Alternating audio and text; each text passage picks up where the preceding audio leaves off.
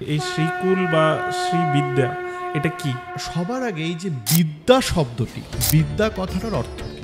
বিদ্যা বলতে জ্ঞান, নলেজ, উইজডম ইত্যাদি বলে থাকি, সব ঠিক। কিন্তু মনে রাখতে হবে যে তন্ত্রের পরিপ্রেক্ষিতে যখন বিদ্যা শব্দটি ব্যবহার করছি তখন তার একটা টেকনিক্যাল অর্থ দাঁড়াচ্ছে, সেটা হচ্ছে শ্রীবিদ্যাকে অনেক সময় আমরা শুনে থাকি ব্রহ্মবিদ্যাও বলা হয়, এটা কেন? ব্রহ্মবিদ্যা বলতে সচরাচর আমরা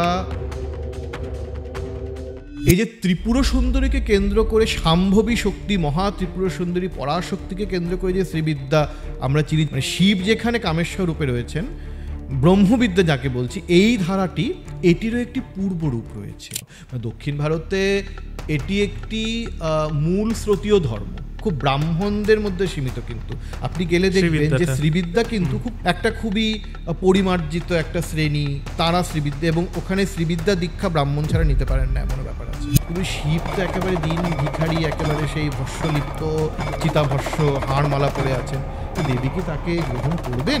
তখন কি করে শিব দেবীর জন্য, দেবীর উপযুক্ত হওয়ার জন্য ভণ্ডাসুর একটা সময় পূর্বে যে অসুরা মারা গেছিল ওদের আত্মাকে আবার সঞ্জীবিত করে দিয়েছিল। মধুকৈটব, শুম্ভ নিশুম্ভ, তারপরে মহিষাসুর দেবী চণ্ডিকা রূপে তাঁদের বধ করলেন। তারপরে নারায়ণ যেই অসুরদের বধ করেছে তাদেরকেও আবার জীবন্ত করে তুলল। দেবী তখন তার মহাবিদ্যাদের সাধনা তখনই হয়, কৌলাচারে তখনই প্রবেশ করতে পারে সাধক যখন আমি আমার লৌকিক কিছু সংস্কার, এই ভালো এই মন্দ, এই সূচি অসুচি, এগুলোকে অতিক্রম করতে পারে। মহাবিদ্যার সাধনা কিন্তু সবার জন্য নয়। আমাদের কমেন্টে অনেক ডিম্যান্ড আসছিল শ্রীবিদ্যা নিয়ে পডকাস্ট করার, তাই আজকের পডকাস্টে শ্রীবিদ্যা নিয়ে, শ্রীবিদ্যা এবং মা ত্রিপুরা সুন্দরী নিয়ে আমরা এই পডকাস্টের ডিটেলে আলোচনা করেছি অর্ঘ্যদীপ্ত করের সাথে। অর্ঘ্যদীপ্ত তার এটা ইউটিএসের ডেবিউট পডকাস্ট। আশা করছি আপনাদের এই পডকাস্টটি খুবই ভালো লাগবে। চলুন আজকের পডকাস্টটি শুরু করা যাক। অর্ঘ্যদীপ্ত কর অন ইউটিএস।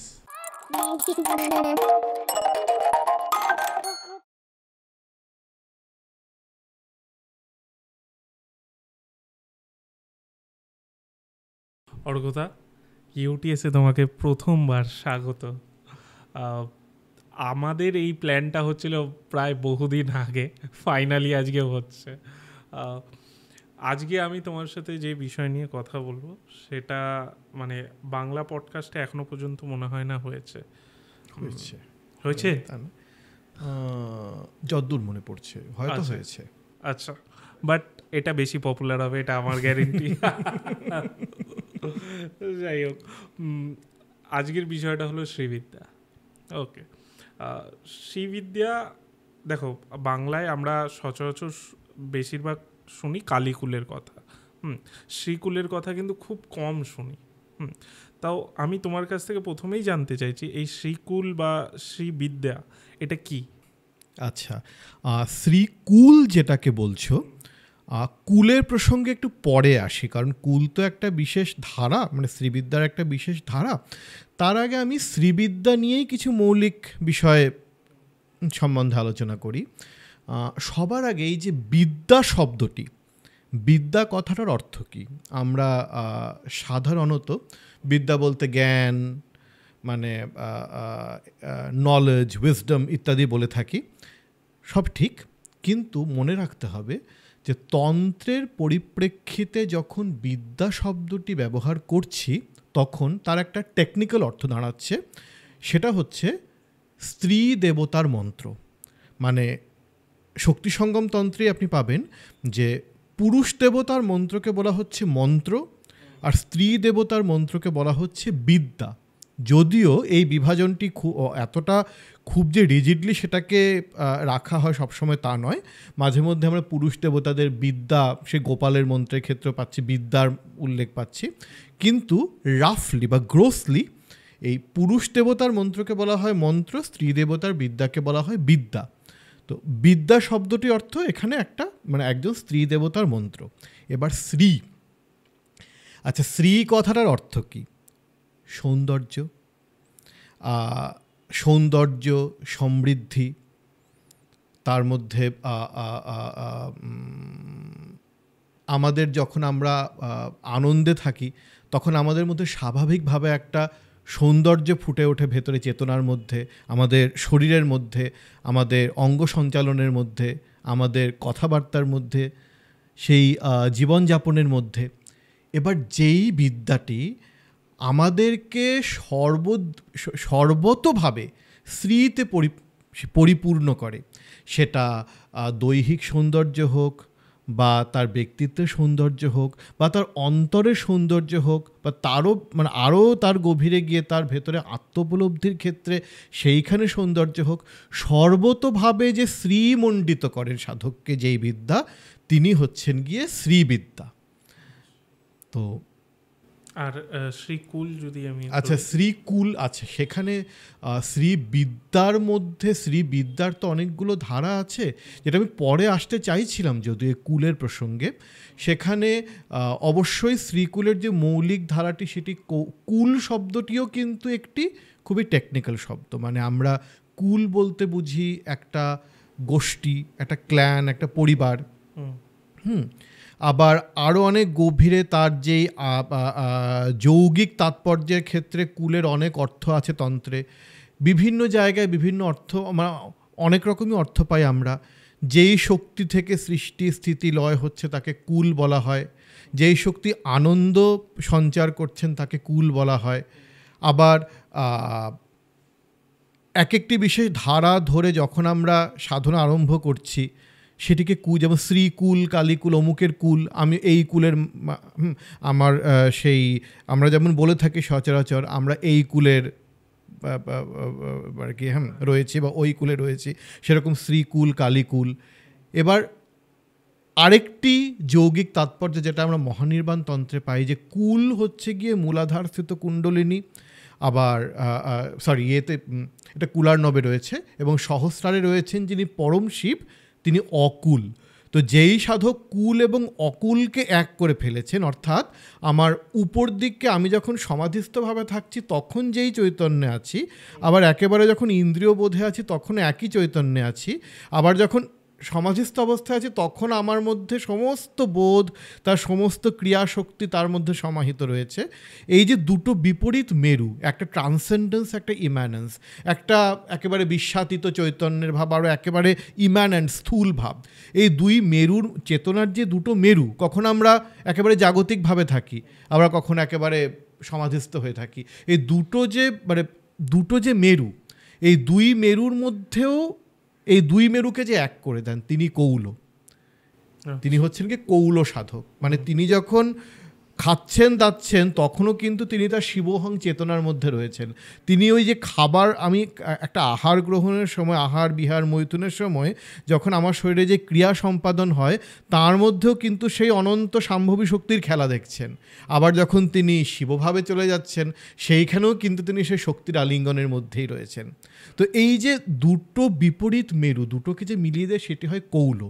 এবার ব্যাপার হচ্ছে কৌল সাধনা কিন্তু মানে তন্ত্রের একটি বিশেষ ধারা, তার একটি আলাদা ইতিহাস রয়েছে। এই কৌল কুল কিছুটা তারা একে অপরের সঙ্গে সম্পর্কিত, আবার কিছু ক্ষেত্রে দুটো অর্থ আলাদাও হয়ে যায়। কুল শব্দে অনেক অর্থ আছে, একটি বিশেষ অর্থ নয়। এই যে কৌল ধারা যেটি মানে সবটা একসঙ্গে নিয়ে যে কৌল ধারাটি, সেটির বাইরেও কিন্তু শ্রীবিদ্যার একটি আরেকটি ধারা রয়েছে, সময়াচার। তো এই যে শ্রীকুল, কুল যখন বলছি তখন কিন্তু এটি কৌল ধারার দিকে চলে যাচ্ছে। তো এবার শ্রীকুল যখন বলছি তার একটা আলাদা একটা তার মধ্যে আরও আলোচ্য বিষয়গুলি অন্য হয়ে যাচ্ছে। আর এমনি যখন ইন জেনারেল বলছি তখন কিন্তু শ্রীবিদ্যা, সময়াচারও শ্রীবিদ্যা, কৌলাচারও শ্রীবিদ্যা। আচ্ছা আচ্ছা, শ্রীবিদ্যাকে অনেক সময় আমরা শুনে থাকি ব্রহ্মবিদ্যাও বলা হয়, এটা কেন? আচ্ছা, ব্রহ্মবিদ্যা বলতে সচরাচর আমরা উপনিষদের যে ব্রহ্মবিদ্যা সেটা বুঝে থাকি। তার সর্বাধিক যেটা তার পরিবর্ধিত রূপ আমরা অদ্বৈত বেদান্তে দেখছি, যেখানে বলছে যে সাধনার মূল লক্ষ্য কি, বা এই যে জ্ঞান লাভের মূল লক্ষ্য কি, এই জগৎ হচ্ছে মিথ্যা, জগৎ হচ্ছে মায়া, এখান থেকে সরে গিয়ে একেবারে শান্ত স্থিতি, শান্তম শিবম অদ্বৈতম, ওই ভাবের মধ্যে থাকা। এটাকে আমরা বলছি ব্রহ্ম মানে ব্রাহ্মী স্থিতি, ব্রহ্মজ্ঞান, যেখানে জগৎ বোধটা দূরীভূত হয়ে যায়। জগৎকে মনে হয় যেন একটা ওই রজ্জুতে সর্পভ্রম, মানে আমি একটু দড়ি দেখছি, দড়ির মধ্যে সাপের ভ্রম হচ্ছে, কিন্তু দড়ি তো সাপ হয়ে যাচ্ছে না। তেমনি সাপটা কি, ওটা আমাদের একটা আমাদের অবিদ্যাজনিত একটা আমাদের বোধ হচ্ছে, সাপের বোধ, কিন্তু সাপটা আসলে নেই, আছে একটা জায়গায় রয়েছে, মিথ্যা, এবং দড়িটাই সত্য। তেমনি অদ্বৈত বেদান্তে বলছে জগৎ ব্রহ্মই সত্য, জগৎটা মিথ্যা, এবং ওই ব্রহ্মের জ্ঞান লাভ করা, জগৎ বোধটাকে দূর করে ব্রহ্মের স্থিতি লাভ করারই ব্রহ্মবিদ্যা। অদ্বৈত বেদান্ত বলছে, তন্ত্র কিন্তু এমনটা বলছে না। এবার শ্রীবিদ্যা কিন্তু এখান থেকে এক ধাপ উপরে উঠে যাচ্ছে। শ্রীবিদ্যা কিন্তু এই শান্তম শিবম অদ্বৈতম ব্রহ্মে এসে থেমে যাচ্ছে না। শ্রীবিদ্যা বলছেন যাকে তুমি বাইরে থেকে একেবারে সেই শান্তম শিবম অদ্বৈতম দেখছো, একেবারে স্থির সমুদ্রের মতো দেখছো, তার ভেতরে রয়েছে অনন্ত শক্তির স্ফুরণ, অনন্ত শক্তির ক্রিয়া, অনন্ত শক্তির স্ফুরণ, অনন্ত শ্রী, অনন্ত ঐশ্বর্য, অনন্ত স্বাতন্ত্র। এই যে শক্তি, এই যে ঐশ্বর্য, এই যে স্বাতন্ত্র, এই যে শ্রী, এটিকে বের করে আনা হচ্ছে গিয়ে শ্রীবিদ্যা যেই অর্থে ব্রহ্মবিদ্যা তার লক্ষ্য। মানে সেখানে পরম ব্রহ্মকে শুধু নিষ্ক্রিয় ব্রহ্ম এখানে লক্ষ্য নয়, যাকে নিষ্ক্রিয় মনে হচ্ছে তার ভেতরে যে অনন্ত শক্তির স্ফুরণ, সেই শক্তিকে চেনা। সেই শক্তিকে যখন আমি জানব, তখন আর জগৎকে মায়া বা মিথ্যা বলে মনে হবে না। শ্রীরামকৃষ্ণ একটা খুব সুন্দর উদাহরণ দিয়েছেন যে আমি প্রথম যখন ছাদে উঠছি একটা বাড়ির, প্রথম নেতি করে যাচ্ছি ছাদে, তখন সমস্ত কিছুকে এক একটা সিঁড়ির ধাপ পেরিয়ে সিঁড়ির অন্য ধাপগুলোকে বাদ দিয়ে ব্রহ্মে ছাদে পৌঁছচ্ছি। ছাদে পৌঁছে যাওয়ার পর দেখছি যে ছাদটা যেই জিনিস দিয়ে তৈরি, গোটা বাড়ি একই জিনিস দিয়ে তৈরি। মানে যখন আমি সেই ব্রহ্মে পৌঁছে ব্রহ্মের ভেতরে সেই শক্তিকে চিরে ফেলছি, তখন দেখছি যে সমস্ত বিশ্ব ব্রহ্মাণ্ডে যা যা রয়েছে সব কিছু সেই শক্তিরই স্ফুরণ। তখন কোনো কিছুকে বাদ দিতে হয় না, তখন দেহ, তখন মন, ইন্দ্রিয়, সমস্ত কিছু ব্রহ্মভাবের মধ্যেই। একটা খুব সুন্দর শ্লোক রয়েছে আদি শঙ্করাচার্যের সৌন্দর্য লহরীতে, ভজন্তি, যে যার মানে তার মধ্যে একটি অংশে বলছেন, ভজন্তি ত্বাম কতিচন ধন্যা চিদানন্দ লহরী। লহরী শব্দটা খুব, এই যে লহরী শব্দটি খুব এখানে গুরুত্বপূর্ণ। আমরা সাধারণত ব্রহ্মভাবকে চিদানন্দ বলে থাকি, স্থির চিদানন্দ ভাব, কিন্তু এখানে শুধু চিদানন্দ বলে থেমে যাচ্ছে না, চিদানন্দ লহরী বলছে। লহরী মানে কি? ঢেউ বুঝি তো, এখানে ঠিক ঢেউ নয়। লহরী মানে হচ্ছে এই ক্ষেত্রে লহরী ঢেউ হয়। এই প্রসঙ্গে লহরীর অর্থ যেটা করে থাকেন, যে সুনামি দেখেছি তো আমরা, মানে সমুদ্রে একেবারে অতল গভীরে যে জলটা রয়েছে সেটা একেবারে পরম উচ্ছ্বাসে বেরিয়ে আসে। লহরীতে শুধু উপরে উপরে, এমনি ঢেউ তো শুধু উপরে উপরেই খেলে, তলাটা একেবারে স্থির থাকে। কিন্তু এইখানে যেটা হচ্ছে, সচ্চিদানন্দে ব্রহ্মের একেবারে কোরে, তার একেবারে ভেতরে যেই শক্তি স্ফুরণটা রয়েছে তাকে একেবারে বের করে আনছি। তার মধ্যে সেই শক্তি স্ফুরণের মধ্যে সমস্ত জগৎকে তার মধ্যে উদ্ভাসিত দেখছি। সেই শক্তির তরঙ্গ জাগছে, আনন্দের তরঙ্গ জাগছে, চিদানন্দ লহরী। এবং যখন আমরা খুব আনন্দিত হই কী করি? হাত পা ছুড়ি, নাচি, তাই তো? একটা স্বতঃস্ফূর্তভাবে একটা আমাদের মধ্যে একটা নিজেকে ছড়িয়ে দেওয়ার প্রবণতা আসে, ওটাকে বলে বিসর্গ, মানে যেটা বাইরের দিকে ঠেলে দেয় কিছু। তো এই ব্রহ্মের মধ্যে এই যে শক্তি রয়েছেন, তিনি বিসর্গের মতো, একটা হৃৎস্পন্দের মতো। সা স্ফুরত্তা মহাসত্তা, সেটা সেই ঈশ্বর প্রত্যবিজ্ঞায় বলছে, দেশ কালা বিশেষিনী শৈব সারতয়া প্রোক্তা হৃদয়ম পরমেষ্ঠিনাম। পরম শিবের, ব্রহ্ম যদি বলি, তার হৃদয় যেমন স্পন্দিত হচ্ছে, এবং হৃদয় স্পন্দিত হচ্ছে বলেই কিন্তু মানুষটি বেঁচে আছে। এবং এই যে হৃদয়ে স্পন্দিত হচ্ছে, শক্তির সবসময় তার মধ্যে স্ফুরণ চলছে, বিমর্শন চলছেন, তিনি নিজেকে দেখছেন, নিজেকে নতুন নতুনভাবে আবিষ্কার করছেন, চিৎ চমৎকৃতি, নিজেকে দেখে আশ্চর্য হচ্ছেন, চিৎ চমৎকৃতি, রসের খেলা। এই রসের খেলা যখন ছড়িয়ে পড়ে, তখন আমাদের সামান্য জগৎ বোধটাও কিন্তু চৈতন্যময় হয়ে ওঠে। এটি শ্রীবিদ্যা। মনে রাখবে, শ্রী কথাটি, আমরা মরা মানুষের নামের আগে শ্রী ব্যবহার করি।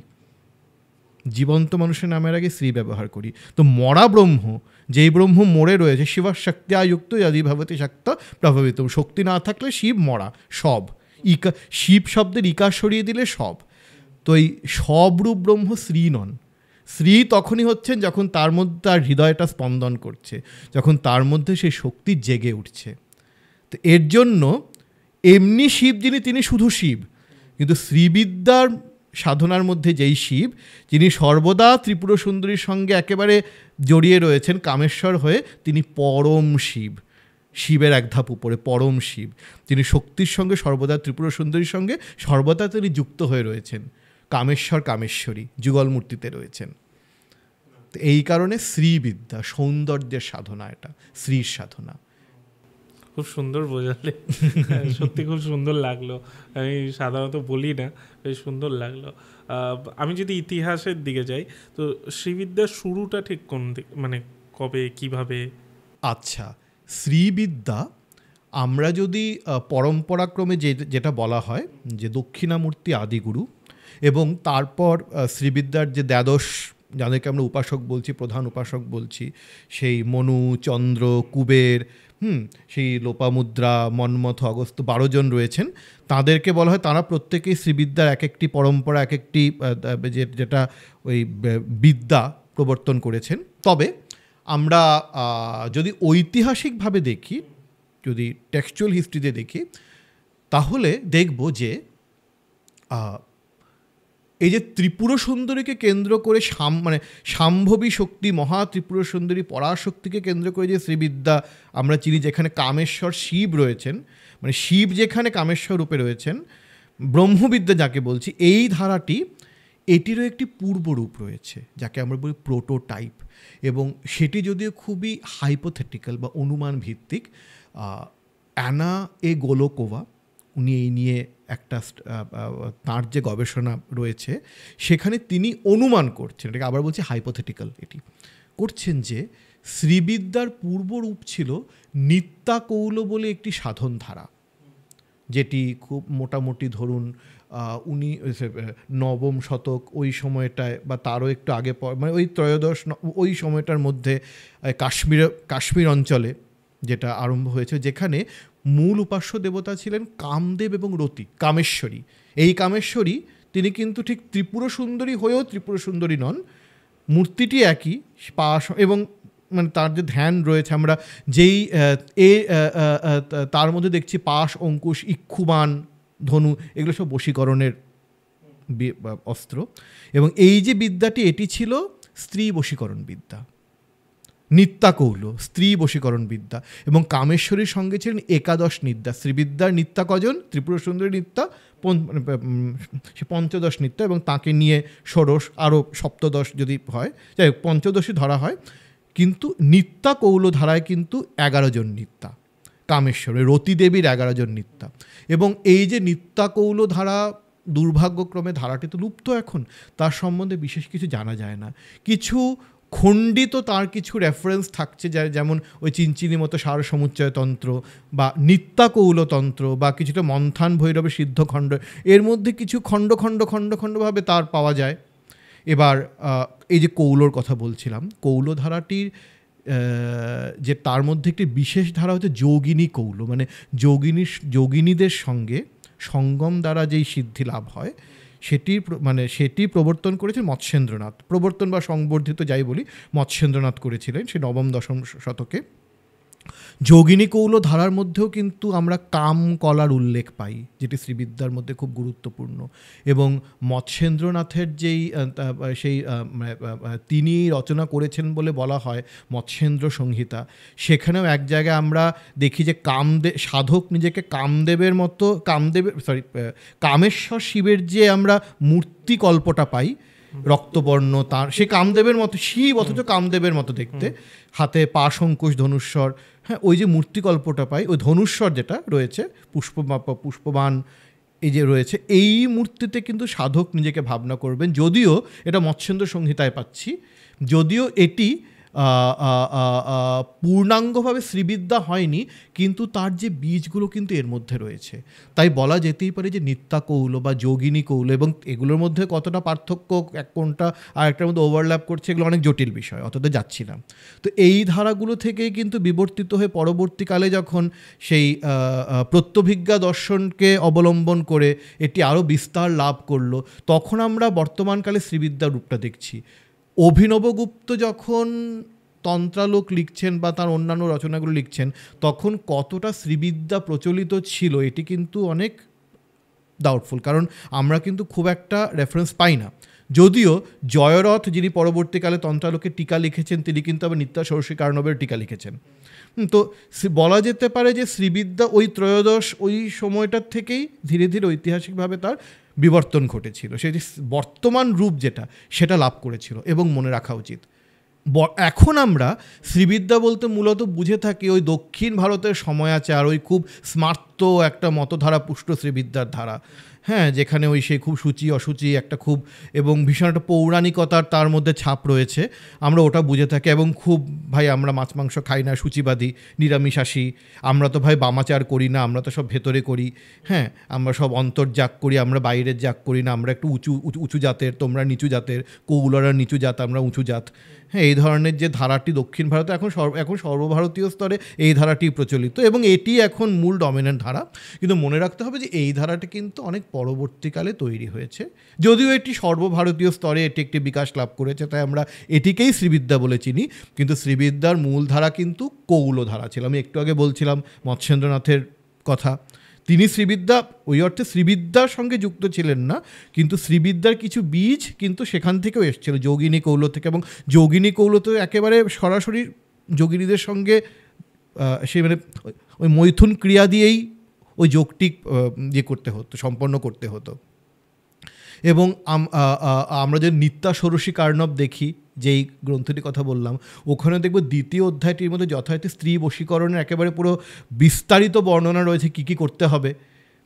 এবং এর থেকে বোঝা যায় যে শ্রীবিদ্যা, এবং সেখানে সরাসরি পঞ্চমকারের উল্লেখ না থাকলে অনুমান করা যায় যে শ্রীবিদ্যা কিন্তু মানে শুরুর দিকে কৌল ধারাই ছিল, যে কুল, শ্রীকুল যেটা কৌল ধারা, আমাদের বাংলায় কালীকুল যেমন কৌল ধারা, তেমনি শ্রীবিদ্যাও কিন্তু একটা সময় কৌল ধারাই ছিল, যেটা কামাখ্যার মধ্যে, সেই কামাখ্যাতে আমরা কালিকা পুরাণেও কিছু খণ্ডিত রেফারেন্স পাই ত্রিপুরা ইত্যাদি দেবীদের, এবং তারা কিন্তু তারা শ্রীবিদ্যার সঙ্গে কতটা এই মানে মেইন স্ট্রিম শ্রীবিদ্যার সঙ্গে কতটা যুক্ত না সেটা বলা একটু মুশকিল। তবে এই দিক দিয়ে বঙ্গদেশে যে শ্রীবিদ্যা আমরা দেখি, এটা কিন্তু মোটেই সময়াচার নয়, এটা পুরোপুরি মানে কৌলাচারের শ্রীবিদ্যা। তবে হ্যাঁ, এখন তো সময়াচারও হচ্ছে, কিন্তু যেই শ্রীবিদ্যার ধারাটি কালীকুলের সঙ্গে এসে মিশেছে সেটি কিন্তু কৌলাচার। তো পুরনো যুগে যেটা মানে যেখান থেকে শুরু, সেখানে কি তাহলে কৌলাচারই বেশি ছিল? মানে এখন যেটা দক্ষিণ ভারতে গিয়ে চেঞ্জ হয়ে গেছে, দক্ষিণ ভারতে গিয়ে তা অবশ্যই এটা প্রয়োজনও ছিল। এটা বিশেষ করে শাঙ্কর মঠের প্রভাবে, শঙ্করাচার্যের প্রভাবে দক্ষিণ ভারতে এটি একটি মূল স্রোতীয় ধর্ম এবং ভীষণ খুব ব্রাহ্মণদের মধ্যে সীমিত। কিন্তু আপনি গেলে দেখবেন যে শ্রীবিদ্যা কিন্তু খুব ক্রিমি লেয়ার, যেটা একটা খুবই পরিমার্জিত একটা শ্রেণী, তারা শ্রীবিদ্যা, এবং ওখানে শ্রীবিদ্যা দীক্ষা ব্রাহ্মণ ছাড়া নিতে পারেন না, এমন ব্যাপার আছে। আচ্ছা, মানে তন্ত্রে যেটা মূল তন্ত্রে যেটা দক্ষিণ ভারতে পুরোপুরি একটি, এবং কাঞ্চি কামাক্ষী যেটা সেই যে পীঠ, সেটাই তো শ্রীবিদ্যার মূল কেন্দ্র দক্ষিণ ভারতে, সে কামকোঠি পীঠ যেটা সেই ইয়ের সঙ্গে শঙ্কর মঠের সঙ্গে যুক্ত। এবং সেখানেও দেখবেন সেটা কিন্তু ভীষণ রকম বৈদিকীকরণ করা হয়েছে, স্মার্তিকরণ করা হয়েছে তাকে।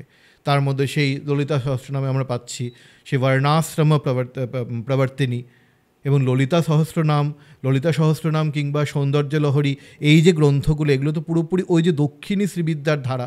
আমরা যদি একটু পর ত্রিপুরা রহস্য নিয়ে, সেই ত্রিপুরা রহস্য ললিতোপাখ্যান, যেই দেবীর যেই উপাখ্যানমূলক যে শ্রীবিদ্যার যেগুলো আমরা পাচ্ছি, সেগুলো দক্ষিণী ধারার সঙ্গে যুক্ত। আমরা তো এদিকে কোনো উপাখ্যান পাই না, কৌল ধারার সঙ্গে অনেক গুপ্ত সাধন। এখানে তুমি উপাখ্যান যখন বললে ত্রিপুরা সুন্দরী, সেই বিষয়ে যদি বলো। আচ্ছা, উপাখ্যানের ক্ষেত্রে বলছি, প্রথমেই মনে রাখতে হবে উপাখ্যানগুলো কিন্তু এই শ্রীবিদ্যা ধারাটিকে আরও বেশি পাবলিক স্ফিয়ারে আনার জন্য রচিত হয়েছে। এবং ত্রিপুর সুন্দরী সংক্রান্ত উপাখ্যান আমরা দুটো জায়গায় প্রধানত পাই। একটি হচ্ছে ললিতোপাখ্যান, যেটি ব্রহ্মাণ্ড পুরাণের অংশ বলে মনে করা হয়, আর একটি মহর্ষি হরিতায়নের ত্রিপুরা রহস্যের মাহাত্ম্যখণ্ড, জ্ঞানখণ্ড, মাহাত্ম্যখণ্ড, চর্যাখণ্ড রয়েছে, মাহাত্ম্যখণ্ড। এবং তার কিছু মৌলিক রসদ পাই কামাক্ষী বিলাসবে, যেটি স্থলপুরাণ কামকোটি পীঠের। তো আমি ললিতোপাখ্যান ধরেই বলছি, যেটি বলছে এখানে কাহিনীর সূত্র হিসেবে ধরা হচ্ছে মদন ভস্যের আখ্যানকে। আমরা জানি, আমরা শিব পুরাণেও দেখেছি, কালিদাসের কুমার সম্ভবে দেখছি যে ওই শিব যখন সতীর বিরহে ধ্যানমগ্ন ছিলেন, পার্বতীর সঙ্গে তার মিলন ঘটাতে কি হলো, কামদেব এলেন, কিন্তু শিবের ক্রোধাগ্নিতে কামদেব ভস্য হয়ে যান। তারপরে আমরা পুরাণে দেখি পার্বতী সেই তপস্যা করে গায়ের চামড়া পুড়িয়ে একেবারে পুরো রূপ যৌবন জলাঞ্জলি দিয়ে শিবকে তুষ্ট করলেন, করে বিয়ে করলেন। ললিতোপাখ্যানের আখ্যানটি এইখানে একটু এক ধাপ সরে যায়। বলছে যে শিব যখন মদনকে ভস্য করলেন, ওই মদনের ভস্য থেকে ওই শিবের চিত্রকাম নামে একজন অনুচর, আবার সে ত্রিপুরা রহস্যে বলছে গণেশ, যাই হোক কেউ একজন, ওই ভস্য থেকে একটি পুতুল তৈরি করলো, যেই পুতুলটি প্রাণ পেয়ে একটি দানব তৈরি হলো। মানে কামকে পোড়াতে গেলে তার পরিণতিটা, কামকে যদি জোর করে আমি ধ্বংস করতে চাই, দমন করতে চাই, তার পরিণতি এই হবে, একটা দানব তৈরি হলো, ভণ্ডাসুর। এবং ভণ্ডাসুর জন্ম নিয়ে শিবের কাছে বর পেয়ে গেল, এবং অনেকগুলো বর পেয়েছিল, সেই 500 অধিক ব্রহ্মাণ্ডের স্বামী হবে, ইত্যাদি ইত্যাদি, বিশাল শক্তি সম্পন্ন হবে। তো ভণ্ডাসুর তখন যা হয়, অসুরা যা করে দেবতাদেরকে স্বর্গ থেকে তাড়িয়ে, সেই দেবতারা তখন শিবের শরণাপন্ন হলেন। তখন মানে সবাই ঋষি বললেন যে না, একবারে সেই দেবতারা মিলে তখন মহাদেবী বললেন, আবার বিষ্ণু তার মায়া দিয়ে ভণ্ডাসুরকে ভুলিয়ে রাখলেন। তো করে তখন সিদ্ধান্ত নেওয়া হলো যে পরাশক্তিকে আহ্বান করা হবে, যিনি আদ্যাশক্তি সর্বশক্তিময়, তাকে আহ্বান করা হবে। কিভাবে? এক বিরাট যজ্ঞকুণ্ডে, সেখানে মানে সৃষ্টির যাবতীয় বস্তু দেবতারা নিজের অঙ্গ মানে এবং সম্পদ সব কিছু সেই অগ্নিকুণ্ডে তারা সমর্পণ করবেন, এবং তাই দিয়ে তারা পরাশক্তিকে তুষ্ট করবে। দেবতারা নিজের অঙ্গ কেটে কেটে কেটে ওই বিশাল অগ্নিকুণ্ডে, সেই মানে সপ্ত সমুদ্রের যেই যেটা গহ্বর, সেটা হয়ে যায় অগ্নিকুণ্ড। চিদগ্নি দিয়ে ওই যে আগুনটা জ্বালা, সেটাও যেমন তেমন অগ্নি নয়, চৈতন্যের অগ্নি, মূলাধার কুণ্ডে চৈতন্যের অগ্নি জ্বালা হয়। কুণ্ডলিনী এখানে রয়েছেন, ওই চৈতন্যের অগ্নি জলে সেখানে সমস্ত কিছু সমর্পণ করা হয়, এবং অবশেষে পরাশক্তি ত্রিপুর সুন্দরী ললিতাম্বিকা হয়ে সেখান থেকে আবির্ভূতা হন শ্রীচক্র রথের উপর বসে। এবং তিনি বেরিয়েই, একটু ত্রিপুরা রহস্যে চলে যাচ্ছি, বেরিয়ে বলেন আমার আসন কোথায়? তো ব্রহ্মা তখন বলে আচ্ছা, আমি তো সৃষ্টিকর্তা, আমি তোমার জন্য আসন তৈরি করছি। ব্রহ্মা আসন তৈরি করতে যান, সে আসন নষ্ট হয়ে যায়। তখন গিয়ে ব্রহ্মার অহংকার ভঙ্গ হয়। তখন ব্রহ্মা, বিষ্ণু, রুদ্র, ঈশ্বর, সদাশিব, এই 5 জন দেবতারা মিলে তারা কী করেন, নিজেদের তত্ত্ব দিয়ে দেবীর জন্য একটি আসন তৈরি করেন। ব্রহ্মা, বিষ্ণু, রুদ্র, ঈশ্বর, আমরা দেবীর মূর্তিতে দেখব এই 4 জন দেবতা দেবীর পায়া হয়ে রয়েছেন, সদাশিব উপরে শুয়ে রয়েছেন, এবং তার উপর দেবী বসবেন। এবার দেবী বলেন আচ্ছা, এই যে আসনটি তৈরি করেছে ভালো, কিন্তু এটিকে রাখবো যে এমন ভবন কোথায়? এবার কেমন ভবন চাই, কেমন ভবন চাই? দেবী বলছেন বেশ, আমার যে মূল ধাম মণিদ্বীপ, ঠিক ওই রকম একটি ধাম চাই।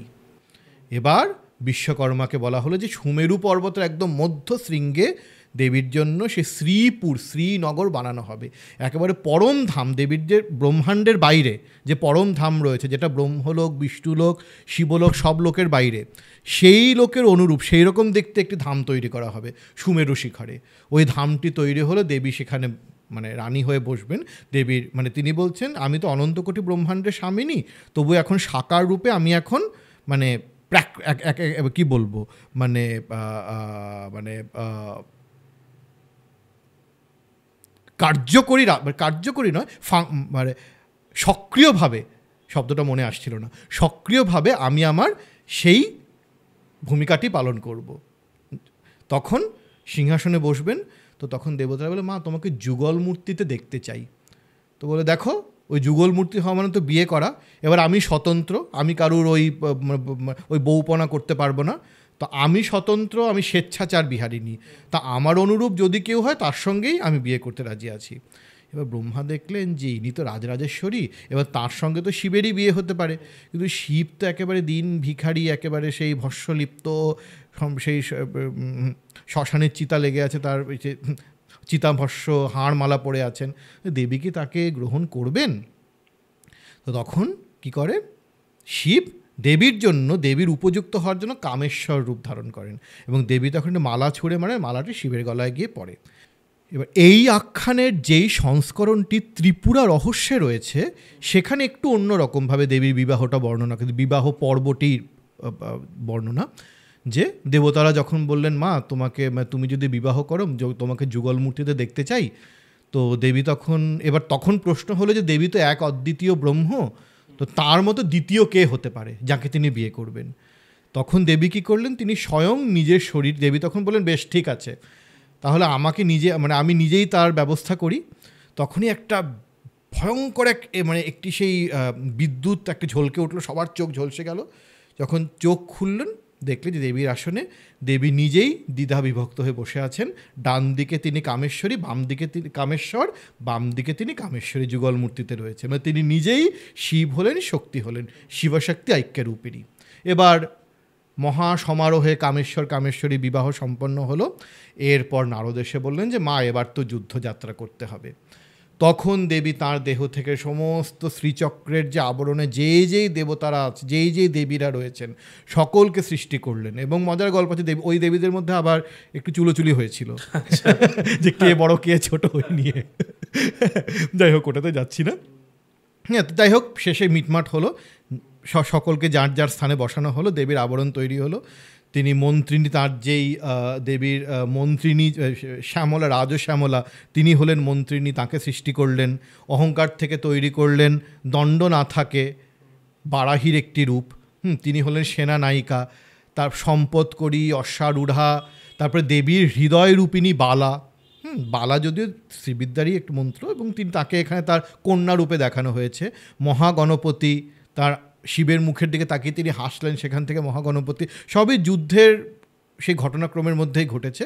তো একটি সুদীর্ঘ যুদ্ধ হয়, এবং যথারীতি যাকে আমরা বলতে পারি এপিক ব্যাটল। দেবীর ক্ষেত্রে সচরাচর আমরা দেখি যে দেবী একা যুদ্ধ করতে গেলে ড্যাং ড্যাং করে ওষুধ মেরালেন, হয়ে গেল, আমরা শ্রী শ্রী চণ্ডী ইত্যাদি গ্রন্থে দেখি। কিন্তু এখানে একটা প্রপার ওয়ার যেটা হয়, একটা সম্পূর্ণ সেনা নিয়ে একেবারে পরিকল্পনা করে এই দিন এই হবে, এই দিন এই হবে করে করে একটা সম্পূর্ণ যুদ্ধ হলো। এবং যুদ্ধের শেষে তিনি ভণ্ডাসুরকে বধ করলেন কি দিয়ে? কামেশ্বরাস্ত্র দিয়ে। এবং শেষে যে যুদ্ধের শেষ পর্বে যে যুদ্ধটা চলছে, এবং যুদ্ধের মধ্যে তিনি চণ্ডিকা রূপও ধারণ করেছিলেন। ভণ্ডাসুর একটা সময় পূর্বে যে অসুরা মারা গেছিল, ওদের আত্মাকে আবার সঞ্জীবিত করে দিয়েছিল। মধুকৈটব, শুম্ভ নিশুম্ভ, সেই তারপরে মহিষাসুর, দেবী চণ্ডিকা রূপে তাঁদের বধ করলেন। তারপরে নারায়ণ যেই অসুরদের বধ করেছে, তাদেরকেও আবার জীবন্ত করে তুলল। দেবী তখন তার আঙুলের নখ থেকে নারায়ণের 10 অবতারকে প্রকট করলেন, এবং তারা একে একে সেই সব দানবদের বধ করলেন। এবং সব শেষে দেবী ওই কামেশ্বরাস্ত্র দিয়ে ভণ্ডাসুর এবং ভণ্ডাসুরের যে পুরী, শূন্যক পুরী, সবটাকে বধ করলেন। এইবার হলো, তার মানে কি, শিব যে কামকে ভস্য করলেন, কামকে অস্বীকার করার চেষ্টা করেছেন, যোগ দিয়ে কামকে ভস্য করার চেষ্টা করেছেন, তার পরিণতি হলো অসুর, মানে অবদমিত কাম, যার প্রকাশ ঘটে ভয়ঙ্কর রূপে। তাকে বধ করতে এলেন দেবী কামেশ্বরী রূপে, মহাত্রিপুরা সুন্দরী। তিনি কিন্তু চণ্ডিকা রূপে আসেননি, সর্বশৃঙ্গারময়ী, সেই মানে শৃঙ্গার রসৈক সারা মহাত্রিপুরা সুন্দরী, এই রূপে তিনি বধ করেছেন। তারপরের কাজ কি? কামদেবকে পুনর্জীবিত করো। দেবী তখন তার কটাক্ষ দিয়ে, কৃপা কটাক্ষ দিয়ে কামদেবকে পুনর্জীবিত করে বর দিলেন যে এখন আর শিব তোমার কোনো ক্ষতি করতে পারবে না, তুমি শিবের উপরও বিজয় লাভ করবে। এটি একটু দার্শনিক তাৎপর্য রয়েছে, পরে যাব তাতে। তুমি শিবের উপরও বিজয় লাভ করতে পারবে, কারণ এখানে কিন্তু কাম আর জৈবিক কাম নয়, তার রূপান্তর ঘটে গেছে, দিব্য কাম হয়ে গেছে, যেটা জ্ঞানেরও উপরে। এবং আমরা বৈষ্ণব ধারাতে এই যে কৃষ্ণের ভাবনা পাই, কৃষ্ণ কিন্তু রূপান্তরিত কাম। যাই হোক, আখ্যান থেকে সরে গেলাম। তো এই হচ্ছে গিয়ে ত্রিপুরা সুন্দরীর আখ্যান। তখন তুমি বলেছিলে যেটা আমি শুনলাম প্রথমবার, এর আগে সত্যিই শুনিনি, যে বামাচার মতেও শ্রীবিদ্যার উপাসনা হতো।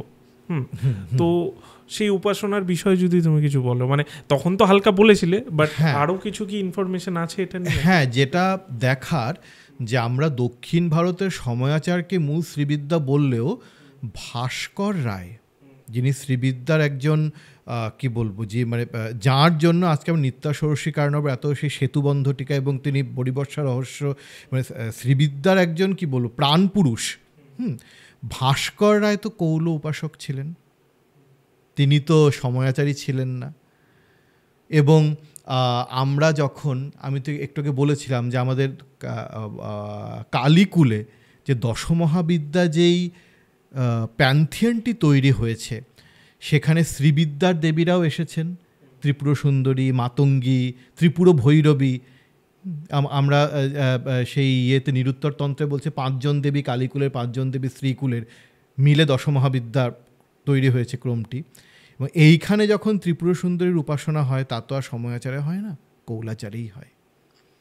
এবং নেপালে যে শ্রীবিদ্যা, সেটিও কিন্তু কৌলাচার। শ্রীবিদ্যার তাহলে প্রধান দেবদেবী কে? মানে তখন তুমি যেটা বললে ত্রিপুর সুন্দরী, হ্যাঁ, উনি কি না আরও কেউ আছে?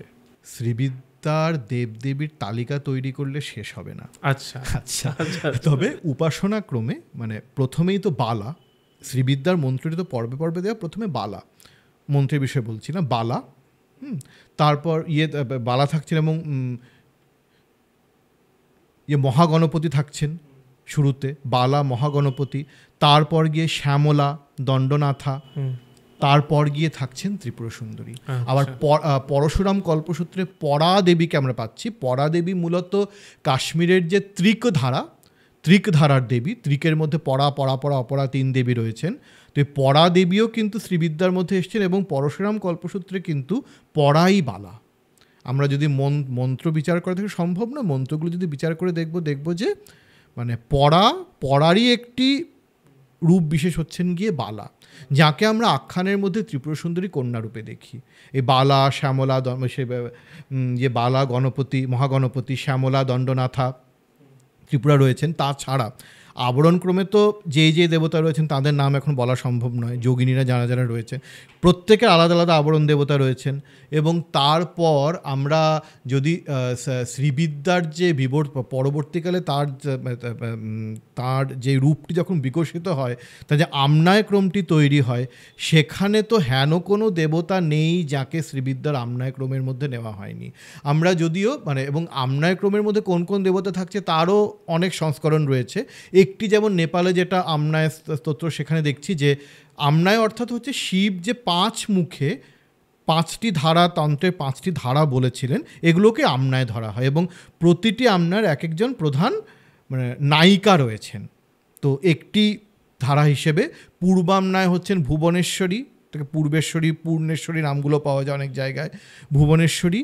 তারপর দক্ষিণ আমনায় দক্ষিণ কালিকা, মানে আমাদের দক্ষিণ কালিকাকেও নেওয়া হয়েছে এখানে, দক্ষিণ কালিকা। আবার তারপর থাকছে পশ্চিম আমনায় দেবী কুব্জিকা, এটা সবখানে ইউনিফর্ম। দক্ষিণ আমনায় কুব্জিকা, এবং উত্তরামনায় গুহ্যকালী। উত্তরামনায় মূলত ক্রম ধারা, যেটা কাল শঙ্কর্ষিণী ধারা, এখানে গুহ্যকালী। অধ আমনায় বজ্রযোগিনী, ইনি বৌদ্ধ ধারার দেবী, একেও বাদ দেয়নি, বৌদ্ধ ধারা বজ্রযোগিনী চলে এসছেন। আর ঊর্ধ্ব আমনায় ত্রিপুর সুন্দরী, এটি একটি ক্রম। আবার আরও অন্যান্য ক্রমও পাওয়া যায়, করপাত্রীজি যেমন আরেকটু অন্য ক্রম, সেখানে আবার অনুত্তর আমনায় রয়েছে উপরে। ওখানে এই যে এই নিচের দিকে 4টে আমনায় দেবতাদের নামগুলো আলাদা, সবার নাম উল্লেখ করা নেই, ধ্যানগুলো রয়েছে। কুব্জা কালী রয়েছেন, আবার সেই ইয়ের দিকে যেখানে আমাদের শ্রী শ্রী চণ্ডীতে যে আমরা যেই ধ্যানটা পাই, বন্ধুক কুসুমা ভাসাম পঞ্চমুণ্ডাদি বাসিম, সেই দেবী রয়েছেন উত্তরামনায়। তারপর আবার তার উপরে ঊর্ধ্বামনায় অর্ধনারীশ্বরী একজন দেবী রয়েছেন, তার উপরে অনুত্তরামনায় সেইখানে আবার রয়েছে অন্নপূর্ণা ষোড়শী, এটি একটি ধারা। আবার করপাত্রীজি আরেকটি ধারা, করপাত্রীজির মধ্যে বোধহয় এই দুটো নেই, উপরে এই দুটো নেই, সেখানে আলাদা। আবার এটি আমি আরেকটি ধারার কথা বলছি, শ্রীবিদ্যা। এবং সর্ব আমনায়ের অধীশ্বরী হচ্ছেন ত্রিপুর সুন্দরী। তো এই যে আমনায়গুলো তৈরি হয়েছে, সেখানে যেখানে যত দেবতা আছে, অনেক লোকদেবতাকেও নেওয়া হয়েছে, মানে কেউ বাদ যায়নি। আমরা যদি শ্রীবিদ্যার্ণব দেখি তখন বুঝতে পারবো দেবতার এই দেবতাদের তালিকাটি কোথাও শেষ হবে না। মানে কাইন্ড অফ একটা গাছের যেমনি আমরা ডাল বেরোয় ডালপালা সবকিছু তার মধ্যে চলে আসছে। আচ্ছা, তুমি যেটা বললে যে বালা হচ্ছে ত্রিপুর সুন্দরীর কন্যা আখ্যান অনুসারে, তো তার সম্পর্কে যদি বলো যে ওটা যখন শুরুই করলে বেশ ইন্টারেস্টিং লাগলো। আখ্যানে আমরা তো বালাকে দেখলাম ত্রিপুর সুন্দরী কন্যা রূপে, যিনি আখ্যানে আমরা দেখি যে তিনি ভণ্ডাসুরে 30খানা পুত্রকে বধ করলেন। তবে কন্যা মাতা এগুলো তো খানিকটা লোকরঞ্জক আখ্যান। মূলত বালা হচ্ছেন গিয়ে ত্রিপুর সুন্দরীর যে পঞ্চদশী মন্ত্র সেটারই একটা সংকুচিত রূপ। মানে মন্ত্রের মধ্যে বিশেষ কিছু অঙ্গ আছে, সেগুলোকেই সংকুচিত করে বীজের মধ্যে দিয়ে তার যে একটা কম্প্রেসড ফর্ম যাকে আমরা বলি, বালা হচ্ছেন কি ত্রিপুর সুন্দরী একটি ললিতার যে পঞ্চদশী মন্ত্র, তারও যে আরও এক্সটেনশন ষোড়শী বিস্তার ষোড়শী মন্ত্রে ঘটে যাই ঘটে, তারই একটি একেবারে মানে মিনিয়েচার বলবো না, তাকে কম্প্রেস করা হয়েছে, তার মধ্যে সবটাই রয়েছে। তিনি হচ্ছেন গিয়ে বালা। শ্রীবিদ্যার শুরুতে এই মন্ত্র দিয়ে আরম্ভ হয়। আচ্ছা, তুমি একটা কথা বললে যে মা রাজশ্যামলার কথা, মা রাজশ্যামলা আর মহাবিদ্যার মাতঙ্গী কি এক? আচ্ছা, এটি এটি নিয়ে তো প্রচুর চারদিকে তক্কাতক্কি চলছে। আচ্ছা, মহাবিদ্যা মাতঙ্গী যিনি, আচ্ছা মহাবিদ্যাটিতে বিশেষ ক্রম হয়। মহাবিদ্যা তো অনেকগুলো মন্ত্র মিলে একটা ক্রম, আচ্ছা এখন যাচ্ছি না, তার অনেক রূপ তার মধ্যে থাকে। তো তাদের মধ্যে একটি রূপ হচ্ছে রাজশ্যামলা। আর এমনি আমরা যে শ্যামাঙ্গীম শশী শেখরাম যে ধ্যানটি করি চতুর্ভুজা মাতঙ্গীর, তিনি কিন্তু শ্যামলা নন। আচ্ছা, তিনি শ্যামলা নন, তিনি মহাবিদ্যা মাতঙ্গী, তার একটি আলাদা উপাসনা ধারা। আর শ্যামলা, রাজশ্যামলা শ্রীবিদ্যাতে যিনি পূজিত হন, এবং কালিদাস যাকে উদ্দেশ্য করে শ্যামলা দণ্ডকম রচনা করেছেন, তার উপাসনা ধারা কিন্তু আলাদা। তিনি অনেকটাই শ্রীবিদ্যার মধ্যে ঢুকে গেছেন। মাতঙ্গী, সেই মহাবিদ্যা মাতঙ্গী যেমন স্বতন্ত্র, তার একটি উপাসনা ধারা রয়েছে। মানে আমরা যে চতুর্ভুজা রূপটাকে মহাবিদ্যা মাতঙ্গী বলি, যদিও সম্পূর্ণ ক্রমের মধ্যে সবকটাই তার মধ্যে চলে আসে। তো এক নন, মাতঙ্গী দুজনেই মাতঙ্গী, কিন্তু তাদের রূপগুলো আলাদা, তাদের মন্ত্রগুলো আলাদা। আচ্ছা, এবার একটা কন্ট্রোভার্সিয়াল কোয়েশ্চেন করি। সেটা হচ্ছে, আমরা সানডে সাসপেন্স তো শুনি, সবাই শুনেছে, হ্যাঁ, সেখানে অভিক সরকারের ভোগ যেটা নিয়ে সানডে সাসপেন্স হয়েছিল, এখন ওয়েব সিরিজও আসছে, এটা নিয়ে মানে সেখানে মা মাতঙ্গীকে নিয়ে অনেক কন্ট্রোভার্সি হয়েছে। বিশেষ করে তান্ত্রিক সমাজ তো একদম খোঁচে এই ব্যাপারটাকে নিয়ে, যে ভুলভাল দেখানো হয়েছে। তোমার মত কি? আচ্ছা, এই বিষয়ে মানে আমি কোনো মানে খোঁচে নেই বা কিছু রেগে নেই, বাট কয়েকটা আমি জায়গা দেখাচ্ছি। এই যে উচ্ছিষ্ট ভক্ষণ যিনি করেন, উচ্ছিষ্ট চণ্ডালী আর মহাবিদ্যা মাতঙ্গী, দুজন কিন্তু এক দেবী নন। উচ্ছিষ্ট চণ্ডালী হচ্ছেন গিয়ে যখন শক্তি পুজো করা হয়, শক্তির নির্মাল্য মানে দেবীর, এবং ওই যে নির্মাল্যটি দেবীর যে তাকে আমরা যে নৈবেদ্যটা দিচ্ছি, সেটি সর্বপ্রথম নিবেদন করতে হয় একজন, কিছু কিছু দেবতা আছেন তাদের মধ্যে, শিবের চণ্ডেশ্বর রয়েছেন, তেমনি দেবীর যিনি নির্মাল্য দেবতা মানে যাকে প্রথম তার প্রসাদটি দেওয়া হবে, তিনি হচ্ছেন কি উচ্ছিষ্ট চণ্ডালী। আচ্ছা, এঁঠো খান অনেকে ভাবে, আচ্ছা অনেকে একবার কোথায় যেন জিজ্ঞেস করছিল, আচ্ছা ভাবছি বাড়িতে সরস্বতী পুজো মাতঙ্গী পুজো করব, তো নিজের এঁঠোটা দেবো না অন্য কোনো ঠাকুরের এঁঠো দেবো? ঠিক আছে, তো এইসব প্রশ্ন যে ওঠে, মানে বোঝা যাচ্ছে কতটা হাস্যকর পর্যায়ে নিয়ে যাওয়া হয়েছে ব্যাপারটাকে। এই হচ্ছে কি উচ্ছিষ্ট। আমি যখন ধরুন দক্ষিণ কালিকার পুজো করছি, পুজোটা যখন শেষ হলো, সর্বপ্রথম দেবীর নৈবেদ্য থেকে কিছু নিয়ে তাকে দেওয়া হবে, তিনি প্রথম ভোগ করবেন, তারপর বাকিরা ভোগ করবেন। তো ওটা হচ্ছে কি উচ্ছিষ্ট চণ্ডালী, তিনি মাতঙ্গী তত্ত্বেরই একটি রূপ, কিন্তু তিনি মহাবিদ্যা মাতঙ্গী নন, শ্যামলা তো ননই। আর আমি যদি সব তত্ত্ব ছেড়ে দিয়ে মানে গল্পটাকে দেখি, কয়েকটা আমার প্রশ্ন। আচ্ছা ঠিক আছে, ধরে নিলাম যে মাতঙ্গী দেবী তিনি উচ্ছিষ্টই ভক্ষণ করেন, তো তিনি যখন নিজের থেকে একজনের বাড়িতে এসছেন, তো আমি কি খাবো না খাবো সেটা তাকে জানিয়ে দেওয়ার দায়িত্বটা কার? আমি একটা যে বিশেষ জিনিস ছাড়া আমি কিছু খাই না, তোমার বাড়িতে আমি থাকবো, তা আমি যে ওটা ছাড়া কিছু খাই না একে তুমি জানবে আমি আশা করতে পারি?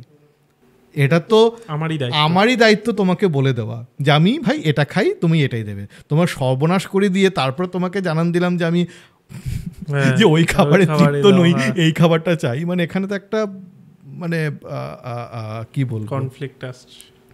হ্যাঁ, মানে কাহিনী বিন্যাসের মধ্যে অসঙ্গতি দেখা যাচ্ছে না।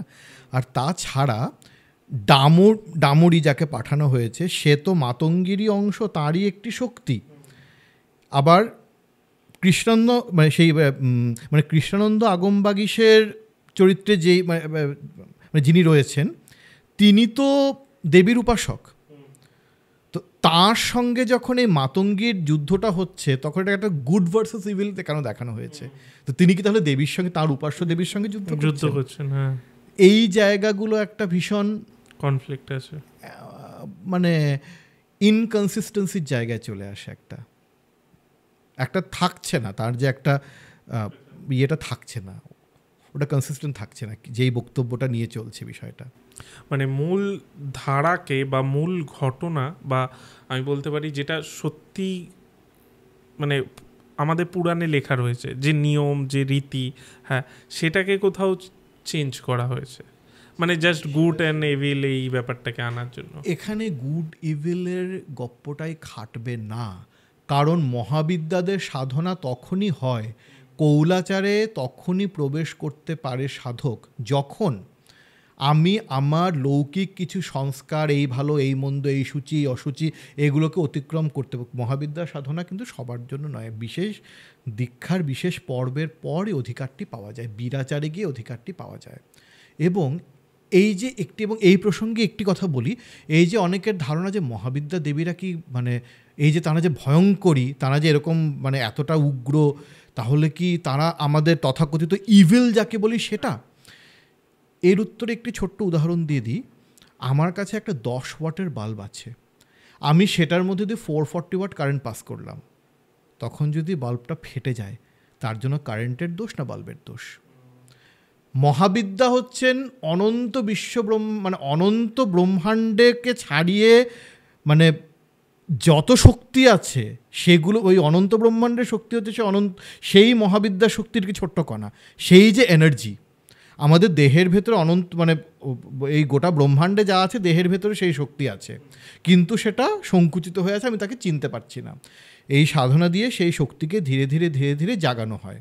এবার এত বড় শক্তিকে মানে চাবিটা আমার কাছে নেই, চাবিটা গুরু দেবেন, তারপর আমি তাকে জাগাতে পারবো। এবার সেটা জাগাতে গিয়ে আমি যদি উল্টোপাল্টা করে ফেলি, সার্কিটটা গণ্ডগোল, এত বড় শক্তি আমার ভেতরে রয়েছে, সেটাকে তো একটু একটু একটু একটু করে জাগাতে হবে।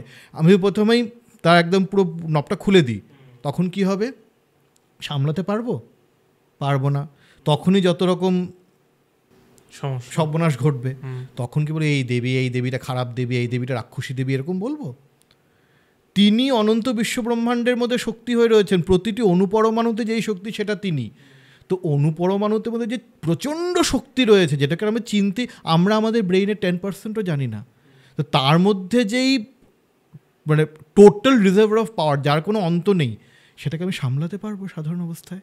সেটা যে হঠাৎ করে ছেড়ে দেয়, ওই শক্তিটাকে যদি কেউ খুলে দেয়, আমি ধরতে পারবো? দোষটা কি শক্তির? ওই যে তিনি তো মা, তিনি কি এমন করতে পারেন? অনেকে বলে না যে তিনি তো মা কি ছেলের ক্ষতি করেন? তা আমার কথা হচ্ছে যে আজকে আমার মা আমাকে বললো তুই দোকান থেকে চাল নিয়ে আয়, তোকে আমি 100 টাকা দিচ্ছি। আমি 100 টাকা দিয়ে চকলেট কিনে নিয়ে এলাম। তখন মাকে, আয় রে বাচ্চা, তুই তো চকলেটে যখন করবে নাকি 2-4 ঘা লাগাবেন? তো আমাদের লৌকিক মা যদি 2-4 ঘা লাগাতে পারেন, তো সেই মাও তো করতে পারে, 2-4 ঘা লাগাতে পারেন। তো সেই মা যেরকম আকৃতি, তার ঘাটাও সেরকমই হবে। বিষয়টা হচ্ছে এরকম, এইভাবে বুঝতে হবে ব্যাপারটাকে। বুঝেছি। আমি একটু তাহলে অন্য টপিকে এবার আবার ট্র্যাকে চলে আসি, একটু অন্য ট্র্যাকে চলে গেছি। হ্যাঁ, ওই ভোগ গল্পে চলে যাই। মানে এইগুলো ভেবেই ভোগ গল্পটা। হ্যাঁ, মানে দেবী বারাহির উৎপত্তি কিভাবে? আচ্ছা, বারাহি দেবী মানে বরাহ দেবের যিনি শক্তি। এবার বারাহির অনেক রূপ রয়েছে। যাকে আমরা সর্বপ্রথম চিনি মাতৃকা বারাহি, তিনি হচ্ছেন বরাহবতারে যজ্ঞ বরাহ, তার যিনি শক্তি শ্রী শ্রী চণ্ডীতে আমরা পাই অষ্টমাতৃকার অন্তর্গত। ইনি একজন বারাহী, আবার স্বপ্ন বারাহী, মৎস্য বারাহী। আর ত্রিপুর সুন্দরীর সঙ্গে যেই বারাহী বিশেষভাবে যুক্ত, মানে তার সেনা নায়িকা রূপে, তিনি হচ্ছেন গিয়ে দণ্ডনাথা বারাহী, একটি বিশেষ রূপ বারাহীর। মানে সব রূপ গুলিয়ে ফেললে চলবে না, বারাহীর বিশেষ রূপ। এবং আমরা মাতঙ্গী আর শ্যামলার দণ্ডনাথাকে পাশাপাশি রাখলে দেখব শ্যামলার মধ্যে যে আমরা একটা খুব কমনীয়, একটা খুব মানে সেটিও ভয়ঙ্কর আছে, একটা খুব কমনীয় নয়, একটা ডিওনিসিয়ান দিক রয়েছে। মানে সেটা আমাদের অবচেতন মনে একটা খুব ঘোর, একটা ঘোর সঞ্চার করে, একটা মাদকতা তৈরি করে। তিনি বশীকরণ বিদ্যার কাজ যেটা করেন, তিনি বিনা বাজিয়ে সব কিছু সব ইয়ে করেন, সব কিছু বশীকরণ করছেন সেখানটাতে। এবং বশীকরণ বিদ্যার সঙ্গে তিনি যুক্ত, ওই মাদকতা তৈরি করছেন। সঙ্গীতের মধ্যে যে মাদকতা আছে সেটা আমরা শ্যামলার মধ্যে দেখি। বারাহীর মধ্যে উল্টোটা, তিনি আবার একেবারে পুরো স্টঞ্চ, ভীষণ আই করবে না, ওই করবে না। ইনি যেমন ঢলে পড়ছেন, ইনি আবার ভীষণ স্টঞ্চ। ইনি হচ্ছেন ত্রিপুর সুন্দরীর আজ্ঞারূপিণী। এই বারাহী সাধককে ওই মূল ভবন পর্যন্ত পৌঁছানোর অনুমতি দেন, নাহলে কিন্তু সাধক পৌঁছতে পারবেন না।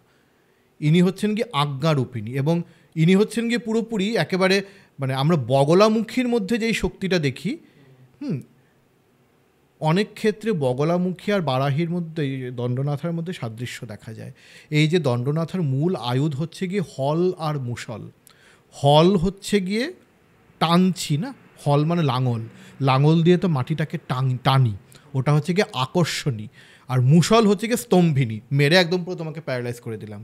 স্তম্ভিনী, আকর্ষণী। বগলামুখীর এই হাতে কি থাকছে? মুসল, আর এই হাতে তিনি জিহ্বাটা টানছেন। তো মানে সঙ্গে বারাহীর সঙ্গে বগলামুখীর একটি যোগ রয়েছে, এবং এই শক্তি কিন্তু মাতঙ্গী যেই ক্রিয়াটি করছেন, শ্যামলা যে ক্রিয়াটি করছেন, তার বিপরীতমুখী ক্রিয়া। এখানে তিনি প্রচণ্ড স্টঞ্চ, একদম মানে একদম এদিক ওদিক হবে না। খানিকটা আমরা খুব যদি কনভেনশনাল শব্দগুলো ব্যবহার করি, প্রচলিত শব্দগুলো ব্যবহার করি, দণ্ডনাথ অনেকটা পুরুষালী, আর শ্যামলা হচ্ছেন কি একটু, তার মধ্যে নারী সুলভ ব্যাপার আছে। এবং আখ্যানের মধ্যে বলা হয় যে দণ্ডনাথার জন্ম হয়েছিল দেবীর অহংকার থেকে, আর শ্যামলার দেবীর মন থেকে। মন আর কোমল ব্যাপারটা, হ্যাঁ, এই যে তাদের মধ্যে একটি বৈপরীত্য এখানেই দেখা যায়। আর পঞ্চদশী এবং ষোড়শী তত্ত্ব, পঞ্চদশী ষোড়শী, হ্যাঁ সরি, ষোড়শী তত্ত্ব, এগুলো হচ্ছে কি দেবীর মন্ত্রক্রমের মধ্যে আসে। দেবীর যে মন্ত্র যে ক্রম রয়েছে, বালা, পঞ্চদশী, এবং মূলত পঞ্চদশীতেই সচরাচর সাধনা করা হয়, তবে ষোড়শী মন্ত্র রয়েছে, এবং ষোড়শীর মন্ত্রের মধ্যে অনেক বিভাজন রয়েছে। লঘু ষোড়শী একটা হয়, মন্ত্র তো বলা যাবে না, কিন্তু ওটা লক্ষ্মীর একটি ভূমিকা থাকে তার মধ্যে। লঘু ষোড়শী, পরা ষোড়শী, তিনিও লক্ষ্মী রূপিণী। আবার পূর্ণ ষোড়শী, মহা ষোড়শী, কোথাও কোথাও তিনি দক্ষিণ কালিকার সঙ্গে মিশে যাচ্ছেন, কোথাও আবার কোথাও আইকন থাকছে না, আবার কোথাও এই মানে 108টা হাত, 16টা মাথা, ব্রহ্মার ছাল পড়ে আছে, বিষ্ণুর ছাল পড়ে আছে, শিবের মুন্ডু পড়ে আছে, ভয়ঙ্কর একটি মূর্তি নেপালে, একটি আমনায় বিশেষে পূজায়, সেটি সর্বত্র প্রচলিত নয়। বিভিন্ন পরম্পরাতে এই ষোড়শীর বিভিন্ন মূর্তি প্রচলিত। আবার তবে পঞ্চদশীকে সচরাচর ললিতা রূপেই পুজো করা হয়। তো এগুলো মানে দেবীর, মানে ত্রিপুর সুন্দরীর এক একটা মন্ত্রক্রম। এই মন্ত্র যেটা বলে, তন্ত্রে মন্ত্র খুব গোপন রাখা হয়, এই কারণেই কি এই বিষয়গুলোকে গোপন রাখা হয়? ওই যে আমি যদি একটা, যেই লোকটা মানে অধিকার ছাড়া কারুর সামনে মন্ত্রটা প্রকাশ করে দিই, মন্ত্রটা কিন্তু সেই, ওই যে আমি ইলেকট্রিসিটির কথা বললাম না, 440 ওয়াট মন্ত্র, ধরুন সেটা, যে যাকে আপনি মন্ত্রটা বলছেন সেটা 10 ওয়াটের বাল্ব, কি হবে সেখানে ছেড়ে দিলে? বার্স্ট হয়ে যাবে। এই কারণে মন্ত্র গোপন রাখা হয় অধিকার ছাড়া। সেই মন্ত্রটি লাভ করার আগে অধিকারী হতে, তার আগে পূর্ববর্তী সাধনা স্তরগুলো করতে হয়, করে মানে যেমন শাক্তাভিষেক, এতে কালীকুলের কথা বলছি, প্রথমে আপনাকে সেই কর্ণশুদ্ধি দেওয়া হলো, শিবমন্ত্র হলো, শাক্তাভিষেক, পূর্ণাভিষেক, ক্রম, সাম্রাজ্য, তারপরে আরও যেটা শেষে গিয়ে স্বরামনায়, এই যে ক্রমটা হচ্ছে এই সিকোয়েন্সিয়ালি বা ক্রমাকারে কেন হচ্ছে? কারণ সাধক তো ধীরে ধীরে তা আধারটাকে তৈরি করছে। আধারটা যদি তৈরি না হয় তাহলে মন্ত্র তার মধ্যে এলে কি হবে? শেষ হয়ে যাবে। এটাই হচ্ছে কারণ।